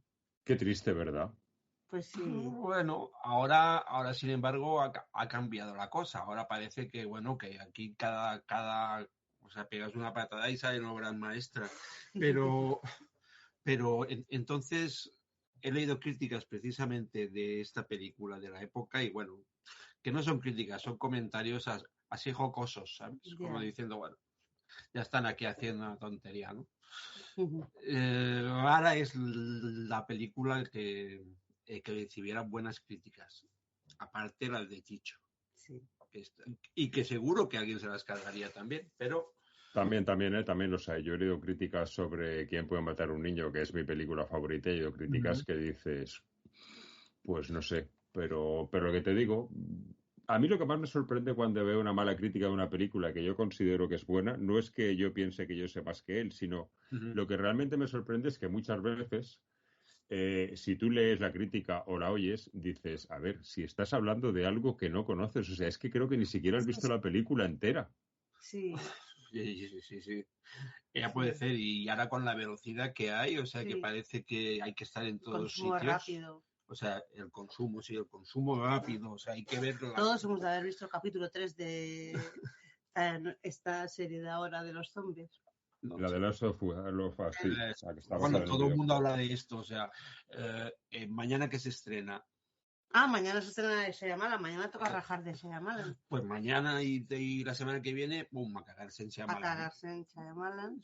¿Sabes? Porque hay mucha gente que le tiene... Sí, verla, no hace falta que la vean. O sea, no hace falta verla. Y sobre todo lo que comentabas tú, Carlos, de que en la época cuando se estrenó esta película en Sitges, la prensa hablaba mal de ella, es que yo creo que esto es algo que ha perseguido al cine español y que sigue pasando. Ya no hablo de clásicos, es que hoy estrenan una película española que igual la hemos visto en Sitges y nos ha parecido maravillosa, y la gente empieza a hablar mal de ella, pero además es que hablan de ella diciendo cosas como que otra bazofia que han hecho con nuestro dinero. Bueno. Gente que ni siquiera sabe cómo funcionan las subvenciones, que las subvenciones no funcionan que te regalan el dinero porque vas a hacer una película, ni muchísimo menos. No. Y eso también pasa, o sea, hay gente que no ve, o sea, y pasa también en el mismo fandom. O sea, que a lo mejor dicen, no, es que a mí la que me gusta de Balagueró es tal. Y no ha hecho ninguna más que valga la pena. Y a lo mejor dices, joder, pues Venus no está mal. O sea, quiero decir, vale, sí, ha flojeado algunas veces, pero bueno, pero lleva una carrera dedicada al cine de terror, que eso no lo pueden decir muchos. No lo pueden decir muchos, sí, lo de que decíamos. Es como Paco Plaza, dices, bueno, pues la de la abuela quizás, pero Verónica es una maravilla, ¿no? Sí. Y la abuela está bien, pero Verónica es fantástica. Además es su favorita, la abuela. Sí, que nos dijo Paco Plaza que era su película favorita, de las suyas. De las suyas, pues bueno, con esto ya que no me traéis Verónica, pues pasa lo que pasa con el cine. No sé si sabéis el hecho de que cuando esta película se estrenó en cines fue un medio fracaso. La gente hablaba mal de ella.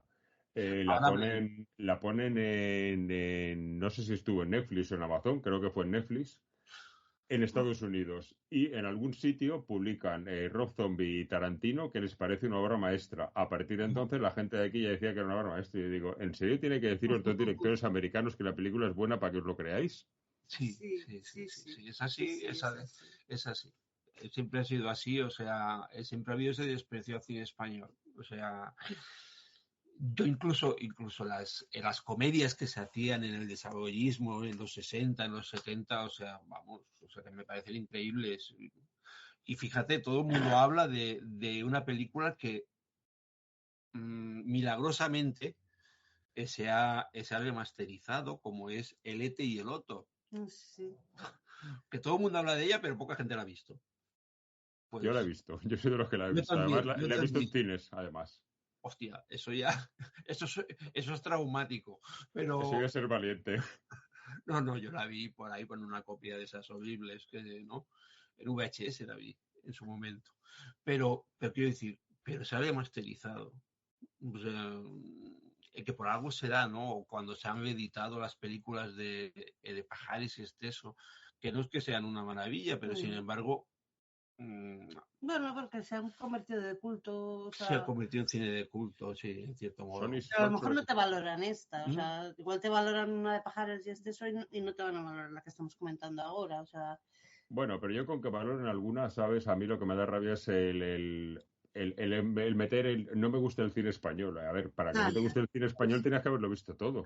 Hay muchas obras maestras en el cine español, joder. Sí. Y hay muchas películas malas también, por supuesto. No son todas buenas, pero como americanas hay malas y buenas. Claro. Pues, bueno, ahora y francesas hay malas y buenas también. Ahora, por ejemplo, se está valorizando bueno, hace ya tiempo, el western mediterráneo. O sea, hay gente que ha echado pestes, por ejemplo, de El precio de un hombre, la de Eugenio Martín, y ese mismo que ha echado pestes ahora dice que es una obra maestra. Sí, eso sí. O sea, porque la hemeroteca está ahí, o sea, esos libros están ahí, ¿no? Y entonces dices, macho, pues era la misma película, ¿no? Era la misma, sí, pero bueno, para romper esas paredes están pues vuestro blog, el mío, este podcast y Ediciones de 79 sacando esas maravillas que saca. Pues sí. Hay que verlas, hay que ver estas películas y con ánimo y Jocandi siempre, con ánimo de juego. Y ponerlas en su contexto siempre. Sí. O sea, hay que verlas en su contexto. O sea, ya sabemos que ahora hay muchos efectos especiales y tal, bueno, pero hay que ponerlas en su contexto y entonces pues se disfrutan. Pero claro que hay que ponerse en su contexto. Es que incluso una de las consideradas obras maestras como el Drácula de Tom Browning, tú la miras sin estar pensando en que es una película actual y la película hace aguas por todas partes. Sin embargo, es una obra maestra, pero tienes que ponerla en la época que se hizo. Sí, o sea, técnicamente es bastante fallida, es bastante... Dicen que incluso la versión hispana la supera y bueno, es que no es muy difícil superar porque aquí la cámara está bastante parada y eso claro siendo Tom Browning porque es un director que, joder, por Lon Chaney ha hecho películas míticas y sin embargo... Por eso, que hay que ponerlo todo en su época. Claro, sí. Aquí empezaba el sonido y entonces pues supongo que todavía... Igual los micros no los podían. Exacto, o sea, había muchas... Estaban empezando, pero bueno, y lo que decías antes, sí, que hoy habrá muchos efectos especiales, pero tú coges una película de las top de hoy en día, de, no sé, Marvel o DC, y analizas lo que es el guión, y el guión es una página, todo lo demás son efectos especiales y fallas. Y yo también las veo y lo disfruto, pero hay que reconocer que no tienen guión realmente, que el guión es una chorrada. Bueno, es que... como decíamos... Bueno, eso tampoco lo pretenden, ¿no? No, pero como decíamos, o sea, todo va muy rápido. Sí. Y como deje de haber acción, hay gente que saca el móvil. Y saca el móvil y empiezan a ver Facebook. O sea, es así. Así de triste, sí, es verdad. Es verdad. Entonces, o sea, que parece mentira porque yo no me entra en la cabeza, pero tú lo habrás visto, hay gente que va al cine y enchufa el teléfono, o sea, va revisando a ver si le ha llegado alguna cosa, incluso escribe mientras la película. Bueno, pues sí, increíble, pero cierto. Hoy en día la gente está con los móviles, pero bueno, gracias a Dios nosotros somos de otra generación en la que ese tipo de cosas ni las hacíamos ni las hacemos. Yo cuando entro en el cine lo que hago es poner el teléfono en modo avión. Y yo, mira que lo más escandaloso que llegamos a ver fue ir a ver Nosferatu con música en vivo, con un pianista y estábamos en tercera fila y se nos plantaron al lado una pareja y se pusieron a mirar Facebook. O sea, no, se pusieron a mirar YouTube, vídeos. Iban mirando vídeos mientras iba el señor tocando y la película avanzando. Bueno. Aparte de la falta de respeto que es esto a la persona que está trabajando, a la película y al resto de la sala, aparte de esto, yo pienso, han pagado la entrada igual que yo, porque una entrada de ese tipo de eventos que también está igual vale 15 euros. O sea, pagas 15 euros para sentarte en una sala oscura y mirar tu móvil, vete a tu casa para eso. Bueno, pero ya no te obliga a nadie, has venido voluntariamente. Pero el caso es que se fueron antes de que acabara, naturalmente, porque o sea, yo no sé lo que esperaban ver, pero el caso es que, bueno, ya han visto Nosferatu. Pues yo te digo lo que esperaban ver, porque yo sí que lo sé. Te lo digo porque yo en el trabajo que tengo, pues tengo compañeros de mi edad, más mayores y mucha chiquillería de esta. Lo que esperan ver es ir al cine, hacerse una foto para subirla a Twitter de que han ido a ver esa película y ya está. Eso es lo que esperan. Sí. Pues mal estamos, pero bueno. Pues ya saben lo que esperaban. Bueno, pues si no tenéis nada más que añadir, no os vais a marchar de aquí sin que os ponga en un compromiso que me mola poner siempre a toda mi audiencia y en este caso, como sois dos, pues va a ser a los dos. Ah, vale. ¿Hay que cantar? No. No, porque entonces igual me pedís que cante yo y como no sé, pues no me arriesgo a tanto. Lo único que tenéis que hacer es escogerme cada uno, porque sois dos. No os voy a pedir que hagáis los dos una elección, que me elijáis una película del fantástico, del cine de terror y fantástico nacional. Me da igual que sea un clásico o que sea de ahora. Simplemente que no sea de la que hemos hablado, que ya habéis demostrado lo mucho que os gusta. Simplemente que me escojáis otra para nuestro listado de películas favoritas. Darkness de Balagueró. No es la mejor, pero... Mira, pues...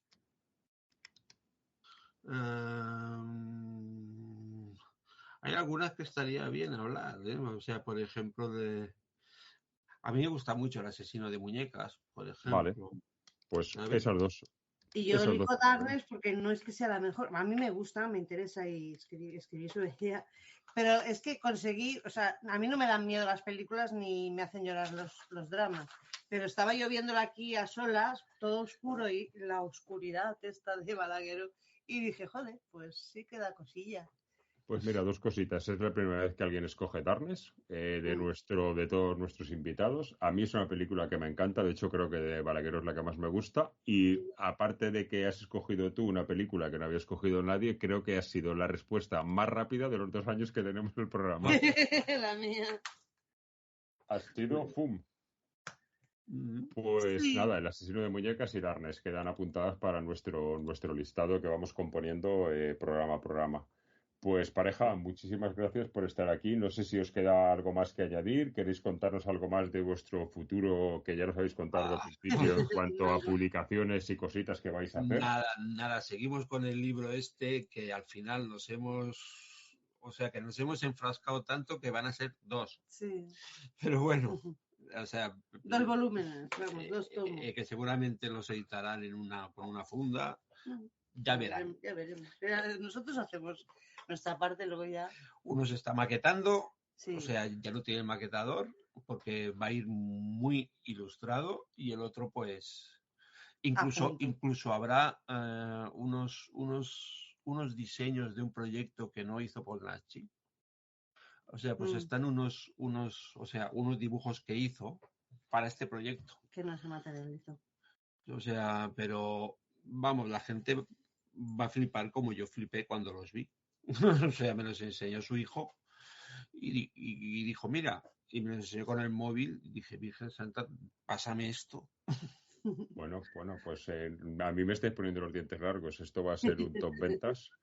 No, que va, es para el festival de las NIT. Bueno, o sea, es para un festival. Bueno, sí, estarán en todos lados, supongo. Pero es igual. O sea, que quiero decir que, vamos, que yo intentaré, vamos, que estará a la venta, vamos. Sí. Y nada, y estamos liados con esto que nos ha llevado 4 años o 5 ya. Sí, 3. Y bueno, y colaborando con Diego en esto, en el fanzine, el buque, y bueno, colaboramos con Ceremonia Sangrienta, que es otro fanzine que se publica al año, anualmente. Bueno, vamos haciendo. Muy bien. Pues, ahora no podemos hacer mucho más porque vamos, si no cumplimos, pues nos van a partir las piernas. Sí. Porque no os da tiempo ya. Demasiadas cosas hacéis para el tiempo que tenéis, ¿no? Porque habéis dicho que tenéis más tiempo porque estáis jubilados, pero vamos, para el tiempo, para las horas que tiene el día, creo que las exprimís muy bien. La vida. Y he tenido que pasar también todas las películas de Fantaterror, las de Polnachi. He tenido que pasar todas para que no falte ninguna escena, porque a veces, o sea, son las más completas que hay.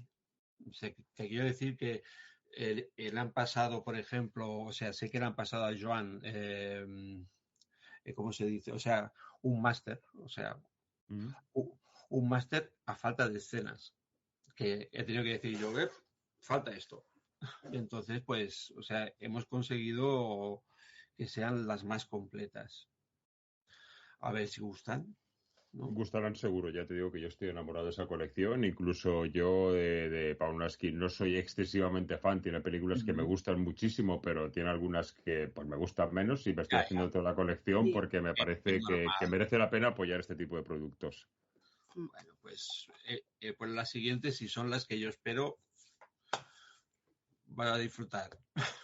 Bueno, vamos a disfrutar. Sí, vamos a dejarlo aquí porque no podemos decir los títulos, aunque yo también lo sé, lo siguiente que va a venir, pero van a ser auténticas bombas todo lo que va a venir.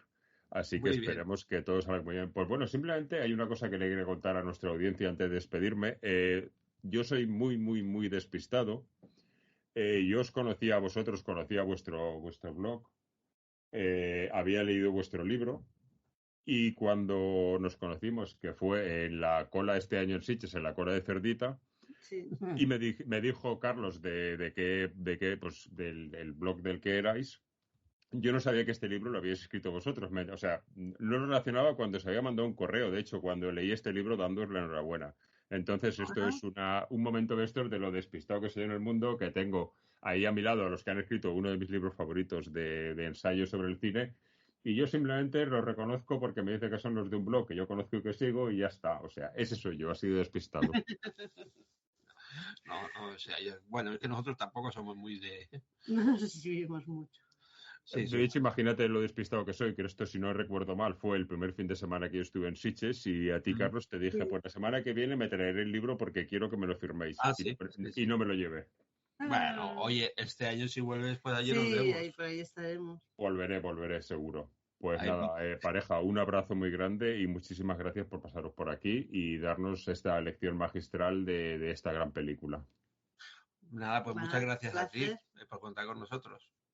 Y espero que no sea la última. No, hombre, no. ¿Vale? Aquí estamos. Pica cuando quieras. Muy bien. Nos despedimos de ellos, pero con vosotros continuamos en el apartado cortometraje. Ahora mismo seguimos. Bueno, pues ahora vamos con la segunda parte, con el apartado corto, y creo que este corto del que vamos a hablar hoy, creo que es algo de lo más extraño que ha ocupado nuestro programa, por un par de cosas que ahora os diré. Principalmente porque hacer un programa de la extensión que suele tener nuestro programa, que suele durar el apartado corto 30-40 minutos, donde vamos a hablar de un corto que dura 1 minuto, es un poquito complicado, pero bueno. Vamos a ello. El corto se llama Arrópame, aunque el título es en inglés y soy tan que lo he perdido por aquí, pero bueno. Y como no podía ser de otra manera, su director es nuestro invitado, Ignacio Rodó. La verdad es que me vas a permitir el chiste ahora con la entrada, pero tienes un apellido muy cinematográfico. Sí, me pasa. Te pasa, ¿no? Bueno, Ignacio, bienvenido a Más de 1000 gritos. Muchas gracias. Un placer tenerte por aquí. Perdóname por el chiste, pero es que no podía evitarlo porque me chocó cuando lo leí.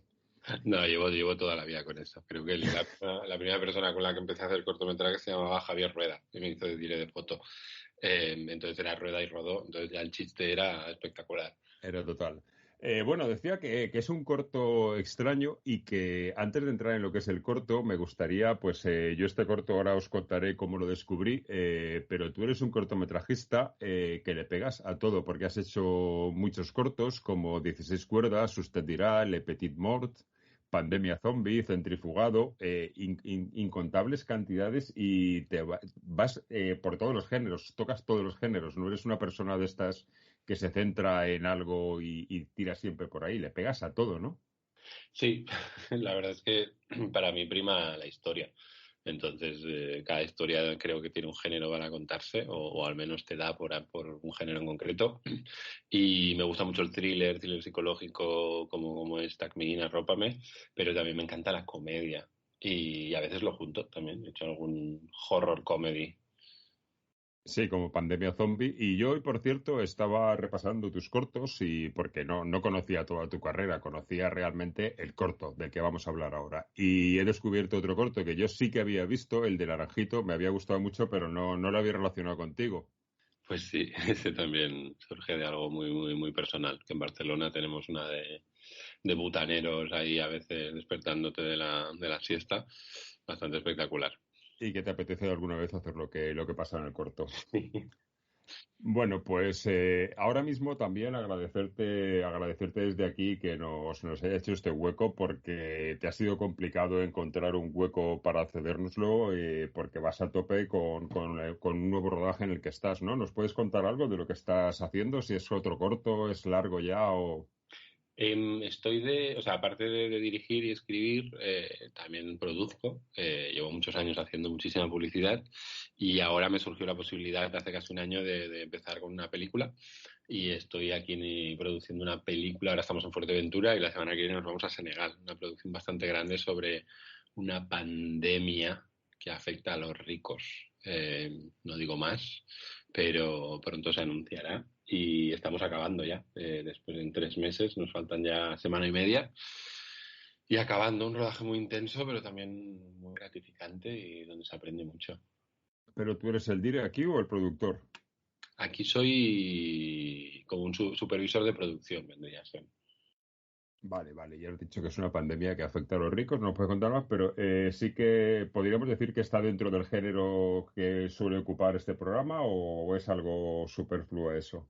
Es una mezcla de géneros. Tiene algo, ¿no? Bueno, por ejemplo, tenemos una especialista de maquillaje de efectos especiales, porque ha habido peleas, hay escenas así un poco... Pero es más como tiene un poco de thriller con un poco de drama. O sea, no es terror, pero bueno, acaricia un poquito. Vale. Bueno, pues si algo más que nos quieras contar de tus futuros proyectos que nos puedas contar que no sea de momento secreto o que no se pueda estropear por contarlo. Ahora este mes he acabado mi último corto, que es de terror. Ahora hacía un tiempo que no tocaba el terror puro y con muchas ganas de ver cómo reacciona la audiencia. Tenía ganas, de hecho, de eso. Es un corto que tiene efectos visuales, tiene efectos de maquillaje, teníamos maquetas, teníamos un poco de todo, pero me apetecía como volver a contar algo inquietante y tengo mucha curiosidad. Le hemos dedicado mucho cariño al cortometraje. Ahora lo estamos empezando a ver por festivales y ganas de ver lo que opina la gente. Al final el género también es un circuito muy agradecido porque hay como todo un grupo de gente muy, muy fan, ¿no? Y cuando he tenido la suerte de mover cortos por festivales de terror, es como de los fans más agradecidos que hay y tengo ganas de ver cómo se recibe el corto. Sí, somos como otro mundo, ¿no? Los que nos dedicamos a amar el fantástico y el terror. Sí, totalmente. Pero no sé, lo encuentro maravilloso, la verdad. Bueno, pues oye, una cosa te voy a comentar, que esto no estaba previsto, esto se me acaba de ocurrir, porque sí que sabía que estabas en rodaje y tal, pero sabían que, claro, tú a mí apenas me conoces. Bueno, pues aparte de este podcast, también llevo un blog que se llama Fantástico Español. Sí. Si nos quieres pasar el corto para que le echemos una ojeada y hagamos una review sobre él, pues oye, encantado de poder verlo. Venga, yo te lo mando. De momento eso estará en privado, pero te lo mando. Sí, claro. Yo también soy cortometrajista y sé que esto es en privado para festivales y webs y poco más. No es para abrirlo, como sí que vamos a hacer con este corto que hemos visto, del que vamos a hablar ahora, de Arrópame. Y respecto a esto, te comentaba fuera de micro que os voy a contar también a ti en primicia, igual que a toda nuestra audiencia, cómo descubrí yo este corto. ¿Vale? Porque yo este corto no lo vi de la manera que la gente normal vemos cortos. Y me explico.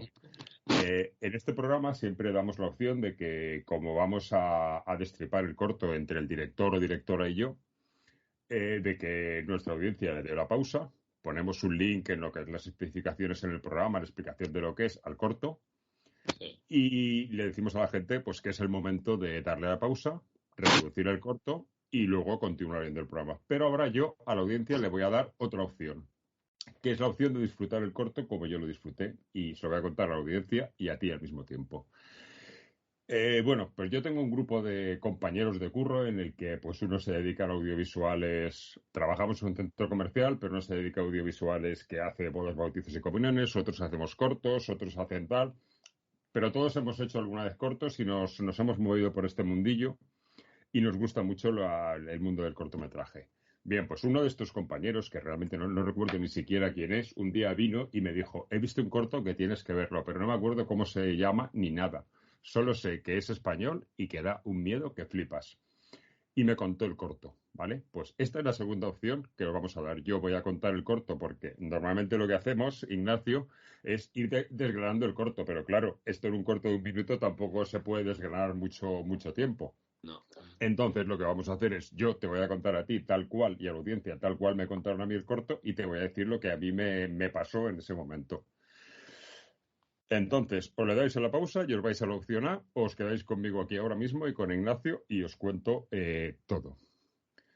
Pues a mí lo que me contaron es, el corto consiste en que arrancamos con un padre que está en el umbral de la puerta, que va a apagar la luz y su hijo de 7, 8 años está en la cama y le dice el niño, papá, se te ha olvidado una cosa. Y el padre responde, ¿el qué? Mirar debajo de la cama. El padre asiente con la cabeza, se acerca, se arrodilla junto a la cama, mira debajo de la cama y lo que vemos es el mismo niño que dice susurrando, papá, hay alguien en mi cama, señalando hacia arriba. Esto es lo único que me contaron a mí, Ignacio. Te aseguro que se me heló la sangre, se me pusieron la piel de gallina y dije, ¡buah! Te aseguro que llevo toda mi vida viendo cine de terror. Llevo muchísimos años cubriendo festivales como prensa y visitando festivales con mis cortos, todo de género, porque yo sí que me dedico solo al género, y nunca me había provocado esta sensación un corto. Automáticamente, cuando llegué a mi casa y tiré a buscar el corto y al final lo encontré, me volvió a pasar lo mismo. O sea, habiéndome reventado el corto, habiéndomelo contado todo, me volvió a helar la sangre, como se suele decir. Gran amigo ahí con el spoiler. Increíble, ¿eh? Pero hemos advertido. O sea, no, prefería que cuando te lo contaron que vaya... Pues el efecto fue el mismo, ¿eh? Ya te digo que cuando lo vi, porque claro, el chaval que me lo contó no recordaba cómo se llamaba. Y luego a mí me ha pasado un par de ocasiones, por el hecho de ser el título en inglés, y yo tengo muy mala memoria Pero yo no he sido tan borde. Yo he llegado a alguien y le he dicho, he visto un corto y tienes que verlo. Y puedes verlo o que te lo cuente yo, que a mí me pasó esto y se lo cuento. Y alguna gente me dice, no quiero verlo, dime cómo se llama. Y otra gente me dice, hostia, pues sí, cuéntamelo, me apetece. Claro. Me parece un corte súper efectivo. Buena señal que cuando lo vieras te volviera a producir lo mismo. Eso está súper bien. O sea, yo te digo que es de lo más inquietante que he visto. O sea, ¿de dónde surge el guión? ¿Es tuyo también? Yo lo adapté de... hace como unos años me acuerdo que vi como unos artículos que ponía como historias de terror en 2 frases. Creo que era de Reddit. Sí, de la web de Reddit. Y había una que era esta historia. Entonces, yo como lo vi muy claro, en plan de, wow, esto podría ser un corto, y lo adapté. Y también lo curioso es que hay más gente que lo ha adaptado. También yo tuve la suerte, que si quieres ahora hablamos de esto, pero de que viralizara muchísimo. Y la última vez que lo estuve mirando con combinadas todas las webs llevaba como más de 30 millones de visitas, y a partir de ahí han salido un montón de remakes y ejercicios de copia del corto, y es algo maravilloso que todavía no me entra en la cabeza.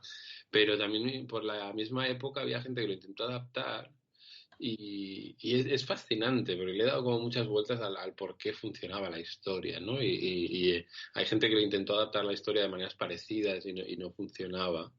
Y a mí me fue muy bien, pero hay una mezcla ahí de pensar por un lado en la adaptación y la otra yo creo en la intuición. Y creo que hay algo muy, muy aterrador en el no saber quién es el monstruo. En vez de hacer la típica historia del monstruo y enseñar al monstruo, el ponerte este clásico, ¿no? A o B, tienes a 2 niños y no sabes quién es un demonio o quién es un doppelganger. Y supongo también algo tan universal como un padre, ¿no?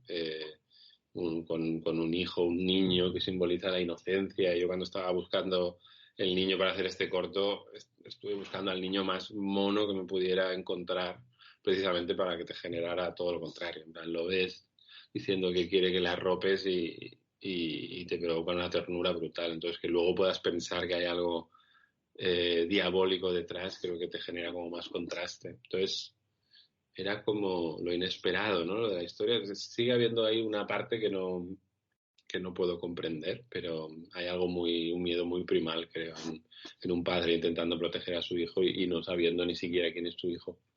Mucho. Y esto es interesante porque yo no soy padre, pero sí que le he contado y sí que he compartido la experiencia de ver este corto con amigos que sí que son padres, y el terror se percibe, es cierto que el terror se percibe de distinta manera en este corto, Hay gente que incluso por ser padres me han dicho que no que les ha helado la sangre como a mí, sino que lo han pasado realmente mal. Yeah. Porque piensas en eso, que no sabes quién, lo que tú decías, que como no hay un monstruo, tú no sabes realmente quién es, dónde está el mal, si está arriba o abajo. Entonces es muy inquietante y sobre todo que está muy enlatado en que dura un corto inquietante, que da miedo y que dura un minuto. Porque yo siempre digo que en el terror, que es lo que yo creo que domino, supongo que en todo el cine pasa igual, pero creo que en el terror es más. Cuando más corta es la historia, más difícil es desarrollarla y que funcione, ¿no? Estarás de acuerdo conmigo en esto. Y tú lo desarrollas en un minuto. Sí, era parte de la premisa en realidad. O sea, cuando escuché la historia era en plan de, vale, la quiero adaptar y creo que puedo contarla en un minuto y era como una manera, o sea, era marketing puro. O sea, ya estaba pensando, lo voy a adaptar en un minuto y al final, cuando se hizo viral, pues sí que había como muchísimos artículos que no era pues el one minute en inglés o el cine minuto, el corto de un minuto. Es como, al final siempre si lo puedes relatar de alguna manera comercial, ¿no? Entonces el corto de un minuto que te larga la sangre, es que me acuerdo de leer titulares como muy divertidos. Y lo de un minuto funciona, es como una capsulita y luego nadie tiene la excusa de que no tiene un minuto, ¿sabes? Entonces, quieres ver un corto de un minuto y todo el mundo te dice que sí, porque entra muy bien. Claro, claro, y esto de que dure un minuto realmente también ayudó a... Mira, yo por ejemplo, cuando me hablaron de él, que te digo que a mí no me dijeron el título, solo me dijeron nacionalidad y contarme de qué iba, yo simplemente me fui a Google y puse corto español de terror, un minuto, niño, y me salió la primera búsqueda. No había que poner nada más. Entonces supongo que, aunque me hablas mucho de lo viral que fue, entiendo que harías lo que todo el mundo hace con un corto, que antes de ponerlo en abierto, que es cuando se viralizó, supongo que tendría un recorrido por festivales y supongo que tendría un recorrido también brutal, ¿no? Funcionó muy, muy, muy bien por festivales, pero no esperé. Hice como lo contrario a lo que solemos hacer, yo también en mi caso. Como era un corto que tenía muy claro que podía funcionar en Internet, lo colgué el primer día en Internet y en paralelo lo mandé a festivales, sabiendo que tendría que renunciar a alguno quizá más grande, pero con la esperanza de que en Internet funcionara bien. Y sorprendentemente estuvo en 250 y pico festivales. Una barbaridad, recuerdo que más festivales ha estado de los que he hecho y ganó 30 y pico premios, o sea, funcionó súper bien en festivales y no por estar en internet, o sea, creo que uno o dos festivales o sea, como que me seleccionaron y luego me dijeron que no por estar en internet, pero estuvo en festivales muy grandes, en festivales clasificadores del Oscar, o sea, y sin problema. O sea, me sorprendió positivamente. Y creo que en este caso era un corto pues que está hecho muy para internet y no quise sacrificar ese año, 2 años, ¿sabes? De estar ahí esperando. Y 200 y pico selecciones, montones de premios, 30 y pico premios y viral a tope en Internet. Que por cierto, ahora diremos que yo lo he visto en YouTube, pero creo que también lo tienes en Vimeo, ¿no? Sí, tengo en Vimeo, está en YouTube y luego está un montón de copias así, piratas, en diferentes idiomas subtitulado. Vale, pues pondremos el link de Vimeo para quien lo quiera ver, que supongo que será el que mejor se vea. Sí, la calidad está en Vimeo, sin duda. El corto este yo lo vi en inglés, o sea, este corto yo puedo verlo, porque esto que te digo yo de cuando a mí me lo contaron y lo vi hace bastante tiempo, entonces, ¿nunca se ha doblado? O sea, yo este corto, la primera vez que lo vi, que no lo recuerdo, lo vi en inglés ya. Sí, o sea, el corto lo rodé en inglés, también era la premisa. Parezco un director súper vendido, pero lo voy a hacer en un minuto, lo voy a hacer en inglés para que sea más internacional, voy a buscar un actor, busqué un padre y un hijo el padre era actor y el hijo nunca había actuado, pero era el hijo real del actor. O sea, son padre y hijo de verdad. Y él es americano y su hijo es bilingüe, habla español e inglés perfectos, y lo busqué así como para hacerlo un poco más internacional. Y entonces doblado nunca lo he doblado, lo saqué subtitulado al español y a muchos otros idiomas, pero sobre todo al español y alguna versión, Sí, es lo que te digo, es algo me fascina, te los tengo guardados en una playlist de YouTube. Hay gente como, y más que me han escrito a veces, en plan de, para la práctica de universidad hemos hecho el corto y como que recrean el corto. Entonces, hay alguna versión en español, pero de remake. Vale, no, es que yo tenía en la cabeza el recuerdo de haberlo visto una vez en español, pero no tengo ninguna duda de que yo la primera vez el corto que vi era el tuyo, o sea, eso no tengo ninguna duda. Yo no he visto otra versión, yo lo he visto el tuyo en distintas calidades, porque sí que es verdad que cuando pensé en ponerme en contacto contigo para hacer el programa, porque ya que llevo el programa y que este corto me impactó mucho, aunque he tardado 2 años en ponerme en contacto contigo, pero pensé el otro día, tengo que ponerme en contacto con él. La primera copia que me apareció era de muy mala calidad. Y al final ya tirando sí que encontré tu web y sí que decidí ponerme en contacto contigo porque pensaba que un corto como este tenía que pasar por el programa. O sea que no es difícil encontrarlo, pero sí que es verdad que está en muchos sitios con muchas calidades. Por eso te decía lo de que el sitio con más calidad seguramente será Vimeo. Sí. Y volviendo al corto, toda esta explosión que tuvo de premios y de reproducciones en YouTube y en Vimeo y demás, ¿realmente a ti como director te abrió una puerta a algún proyecto o fue lo que fue el disfrutar de esa viralidad y ya está? Pues sí que me ha proporcionado varias cosas, o sea, le tengo mucho cariño por eso, porque la primera quizás es la más golosa y la más divertida, porque tiene que ver con lo de que nadie es profeta en su tierra, ¿no? Me acuerdo que pasaron varias cosas de este estilo, como para empezar que empezó a salir en webs rollo Huffington Post, en MTV, en webs americanas, y yo cuando lancé el corto lo envié como a algunas webs españolas que conocía, yo que sé, en su momento a Playground, que en ese momento estaban como más en auge, ahora están un poco ahí, no sé de ellos. Lo mandé, ahora no me acuerdo, pero algunas webs como más importantes y pasaron de mí. Entonces, de repente el corto, además, tampoco hice yo mucho. Los primeros días viralizó mucho, pero por amigos, ¿sabes? En plan, de repente tenía 30.000 visitas en 2 días. O sea, funcionó súper bien por el boca a boca, de colgarlo en Facebook y la gente empezar a hablar. Y luego gané un festival de cortos de 1 minuto y a partir de la rueda de la nota de prensa que sacaron, empezó a salir esto en webs como MTV, Huffington Post y muchas otras. Y me empezaron lo primero, a la que viralizó, digamos, en el mundo anglosajón, entonces los diarios españoles empezaron a colgarlo, ¿sabes? En 20 minutos, en La Vanguardia, era como... Pero me hizo gracia como el tener que irte ¿sabes? A que te lo cuelguen en medios norteamericanos para que luego te lo cuelguen aquí. Y eso por un lado, y luego por el otro... en Estados Unidos tienen como esta mentalidad también mucho de buscar el talento, ¿no? Y me contactaron algunas productoras y algunos cazatalentos, algunas empresas de managers como muy importantes. La productora que hacía The Walking Dead, estuve hablando con ellos, o sea, como contactos bastante interesantes. Y a partir de ahí, por ejemplo, de algunos managers que me conocieron y me están siguiendo la pista desde entonces, me pusieron en contacto con algunas productoras de España, en plan de tenéis que conocer a este chico. Entonces, algunas productoras que aquí, pues, a veces es difícil que te abran la puerta, pues me abrieron la puerta porque gente de Estados Unidos les dijo que me conocieran porque habían visto el corto. Entonces, fue bastante divertido el salto mortal cruzando el Atlántico para luego volver. Por desgracia, eso con el cine, por lo menos con el cine fantástico en España pasa, que yo, por ejemplo, que como te decía, soy usuario de cine, de fantástico de toda la vida y soy coleccionista de cine fantástico. Los países que más cine fantástico español editan no son España. Ahora mismo está empezando mucho aquí, pero hasta hace poco eran Alemania, Estados Unidos y Francia donde más cine de terror español se veía. Es muy triste, pero bueno, es así. Sí.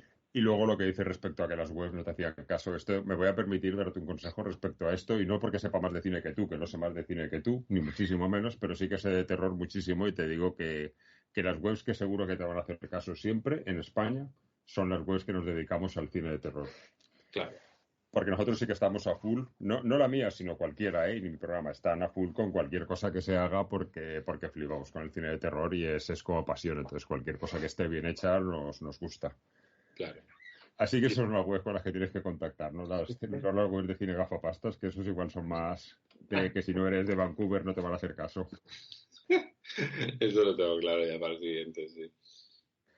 Pues eso. Y entonces sí que te abrió puertas, pero te abrió puertas, ¿has conseguido algún trabajo por allí?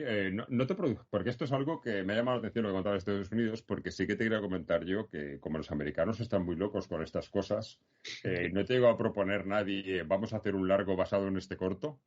Sí, sí, bastantes personas y lo desarrollamos.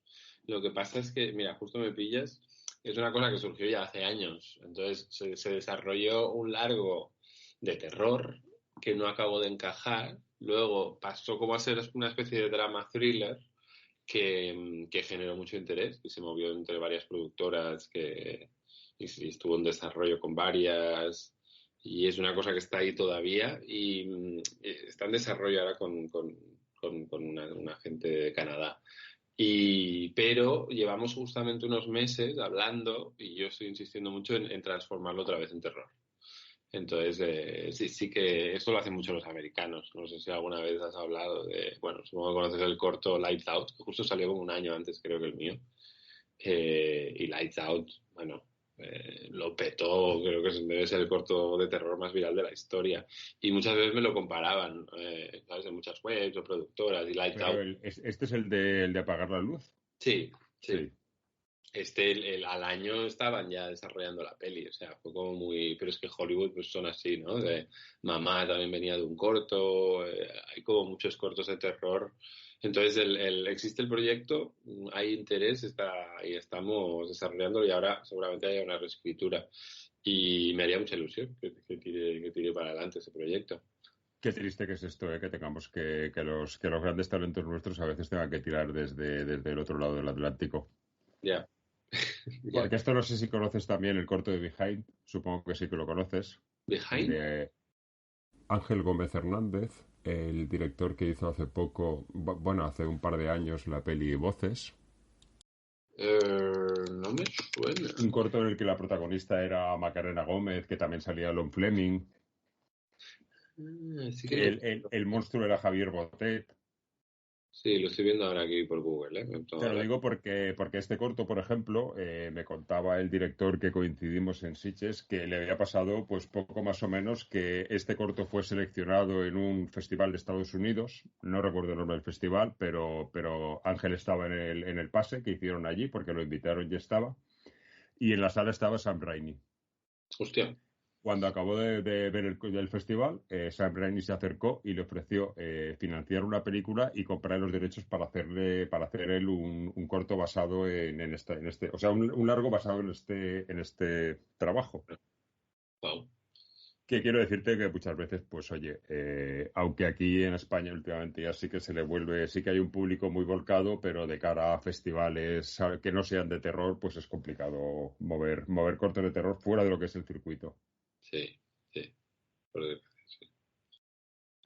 O sea que, y bueno, estoy aquí hablando mucho y no sé si te he dejado opciones, pero ¿qué más nos puedes contar? No sé si me he dejado alguna en el tintero, porque bueno, no es que llevamos poco tiempo para lo que suele ser las charlas que tenemos, pero 30 minutos más o menos que llevamos para hablar de un corto de 1 minuto, poco no es.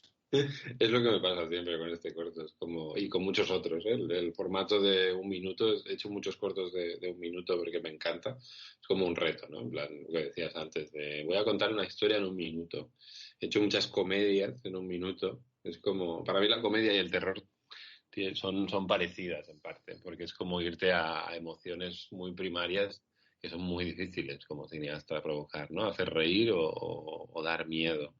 Entonces el reto de contar una historia en 1 minuto me encanta. Y eso, cuando lo vas a presentar a un festival es como, bueno, es que no quiero decir nada, me da vergüenza hablar de algo y voy a acabar hablando más que enseñando el corto. Bueno, pero no, hay que venderse, Ignacio, hay que venderse, porque esto sí que me llama la atención, que yo que solo conocía este corto tuyo, aunque luego, como te decía, pues vi el de Naranjito y también he visto que ya lo había visto y tal. Pero he visto todos tus cortos, pues no sé, habré visto 8 o 9, y me llama la atención que todos tus cortos son muy cortos. Los que tengo públicos, claro, tengo unos cuantos más largos, tengo cortos también de 20, de 10, de 12, pero muchos están en ventas, entonces pues ahora tengo uno de hace 2019 que está en HBO en Estados Unidos, entonces no lo puedo tener en público. También tengo largos. Pero, mira, curiosamente, es decir, tengo cortos largos que han funcionado muy bien y podría vender, pero me encantan mis cortos de 1 minuto. Para mí es como... les tengo mucho cariño también, porque al final los cortos de 1 minuto los haces en media jornada, en una jornada, y al final siempre intento reunir equipos de gente pues, que se dedica a esto como yo, pero que los hacemos porque nos apetece, y esto supongo que tú también conoces. Y para mí hacer un corto con gente que le gusta, que adora el cine, pues de repente se crea una magia y es para lo que hago esto, ¿sabes? Luego Sí, es como distinto. Yo hago cortos con un grupo de amigos y los hacemos en el plan que podemos, los movemos por festivales, pero es todo muy amateur y desde luego yo creo que el hacer un corto con tu grupo de gente pues tiene una magia especial, pero aún así te insisto en que eres un suicida, porque yo te digo que por mi experiencia, yo tiendo a hacer cortos largos de 15, 20 minutos. Y cuando me empeñé en intentar hacer un corto más corto, me salieron 6 minutos, ha funcionado muy bien, pero es que es muy difícil. Y el otro día, precisamente, hablando con una amiga que su hija está en Madrid ahora estudiando para actriz y le habían encargado que hiciera un corto como trabajo de clase, y era un corto muy corto, y la hija se le quejaba de, es que es muy difícil hacer. Y su madre me decía a mí, es que no entiendo por qué decís que es muy difícil. Y le puse como ejemplo y dije, pues mira, vamos a bajarnos tú y yo al bar y 2 horas y me cuentas tu vida. ¿Te sería fácil? Y me dice, claro. Y digo, ¿y si me la tienes que contar en 1 minuto? ¿Te sería fácil? Y me dice, no. Digo, pues eso es el cine. Claro. Contar algo en muy poco tiempo no es fácil para nadie. Pero, no sé, en serio, yo se lo animo a todo el mundo. Es decir, contar un corto en 1 minuto es muy interesante el ejercicio. Hay muchos festivales, ¿no? Si los has visto, hay muchos festivales de cortos de 1 minuto. Han surgido muchos en los últimos años. Y es muy interesante cuando ves la programación. Por ejemplo, en Croacia, que también Ropa me también ganó ahí, hay un festival de gente majísima en un pueblo de Croacia que se llama el Crominut, y es el festival croata, ¿no? de cortos de 1 minuto. Y son como 3 o 4 días de festival, del cual el último día hacen una programación de 60 cortos de 1 minuto, entonces dura 1 hora el programa, pero se tiran 3 días o 4 haciendo actividades, comiendo, bebiendo, y es un festival maravilloso de 1 hora, pero 4 días. Y es muy guay, o sea, ver cómo de repente en 1 hora 60 cortos, es como ver 60 historias en 1 hora. Es chulo de ver y chulo de rodar, al final, un ejercicio de condensación narrativa.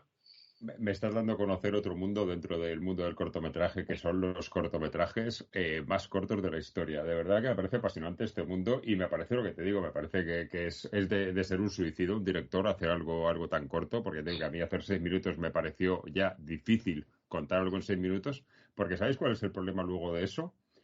Te cuento un problema que me surgió a mí. Ya tengo el corto hecho de 6 minutos y me gusta cómo ha quedado. Pero como tú sabes, todos los festivales hay 2 cosas que te exigen cuando presentas un corto, que es un póster del corto y un tráiler. Sí. ¿Cómo se hace un tráiler de un corto de 1 minuto? Bueno, es algo que he escrito como muchas veces, la excusa esa de no, tráiler no tengo porque entonces o te lo aceptan y no te piden el tráiler o a veces pones un clip, en plan de 10 segundos, ¿sabes? Claro, porque es complicado. Yo te digo que a mí me pasó con el corto ese que te digo, que duraba 6 minutos y yo decía, pero ¿cómo voy a hacer un corto? O sea, un tráiler de un corto que además es sorpresivo, con lo cual hay poco que pueda enseñar y que encima tengo que enseñar algo que sea poco pero que venda. Sí. Es que, bueno, en eso te encuentras en el cine. Tienes, como decías tú antes, tienes que venderte. Entonces, es primero el ejercicio de hacerlo y luego llega el momento de, vale, ahora cómo lo vendo. Pero bueno, tiene una parte del cine que es muy comercial y hay que saber jugar todo, el hacer y el vender. Todo, sí. Pues yo simplemente decirte, Ignacio, que no sé si hay algo más que quieras añadir, pero yo sí, antes de conocerte, que tampoco es que nos conozcamos, pero hemos charlado un rato, nos has contado tus inquietudes, y antes de conocerte, solo por haber visto ese corto, yo te admiraba, ahora te admiro un poquito más aparte de por lo majo que eres y por dedicarnos este tiempo con lo pillado que vas de tiempo, sobre todo por esa inquietud que tienes de crear microcortos y que son tan potentes, porque ya te digo que aunque a mí el que me llega es este, porque es el del género que amo, pero de los demás cortos que he visto tuyo, te aseguro que he visto cosas muy interesantes, porque no solo me gusta el cine de terror, es el que me apasiona, pero realmente me gusta el cine en general y tienes cosas muy, muy chulas, como por ejemplo el de Naranjito, que es una comedia muy gamberra y un humor muy negro y me parece chulísimo, por ejemplo. Qué guay, muchas gracias. Y no sé si te queda algo más que nos quieras añadir antes que yo te ponga en el aprieto que seguro que no te lo esperas. Pues no, que se me ocurra ahora, creo que no. Lo hemos más o menos mascado todo bien mascado y no crees que haya nada más que añadir. Pues bueno, supongo que el cine te apasiona como a todos los que lo hacemos y siempre pongo en un aprieto a mis invitados. No sé si a ti te va a poner más en aprieto que a otros porque no sé realmente qué tipo de cine es el que tú consumes como usuario, si es el de terror o no, pero siempre les pido a mis invitados que me escojan una y solo una película de cine fantástico de terror español, me da igual la época, pues una película que signifique algo para ti, que te atrape y que te guste por el motivo que sea. Cine de terror español. Terror, fantástico en general, cualquier género que se pueda considerar dentro de estos festivales que nos ocupan. A mí la primera que me viene a la cabeza es Los Otros. Cine de terror español, pero en inglés en este caso. Espero que me lo perdones. Pero fue una peli que me acuerdo de ir a ver al cine y me pilló, no súper pequeño, pero quizá nada tierna. Y wow, se me ponían los pelos de punta. Y al final la historia es muy sencilla, pero Amenábar creo que es tan buen director que la he revisitado muchas veces y creo que está dirigida de una manera que es acojonante, o sea, te provoca un terror. Bueno, no sé, a mí me da mucho miedo y me gusta mucho cómo está dirigida, cómo está fotografiada, cómo está actuada, todo. Sí, es una película magnífica y aunque no es española, es una película de las que yo considero como de nuestro cine y es una película que te digo porque esto que te he preguntado, aparte de por hacer un poquito la puñeta y poner un poco en aprieto a los invitados, también lo hago porque luego yo tengo un listado de todas las películas que van escogiendo nuestros invitados y de vez en cuando pues en Facebook la publico. Aquí tenéis cómo va el listado. Y Los Otros, te digo que es una película de las que sale muchas, de hecho ahora mismo con tu voto se ha colocado en el grupo que está en las primeras. ¿Cuál va ganando ahora mismo? Pues ahora mismo va ganando Los Otros con 5 puntos, junto a Quién puede matar a un niño y El día de la bestia. Mira, la de Quién puede matar a un niño también me ha venido a la mente, cuando antes no te había dicho Los Otros también, pero votaría primero Los Otros, sí. Muy bien, pues Ignacio, un placer tenerte aquí. Me ha gustado mucho, de verdad, y muchas gracias de nuevo por hacernos ese hueco en ese montón de curro que llevas, que vas a tope y que has sacado un hueco y que nos ha costado porque entre que yo tengo una jornada laboral un poquito rara y tú vas a tope con tu trabajo, sinceramente te agradezco mucho el que nos hayas abierto ese huequecito de tu tiempo. Nada, un placer, de verdad, placer. Y lo dicho, enhorabuena por ese corto y por muchos más. Y espero que con este otro sí tengo la oportunidad de verlo y espero que te vaya muy bien también en festivales y demás. Vale, pues muchas gracias, Domingo. Un abrazo y bueno, y a todos nuestros oyentes, pues nos despedimos aquí con este nuevo programa y esperamos que muy pronto pues tengamos otro más. Un abrazo a todos y a todas y nos vemos pronto.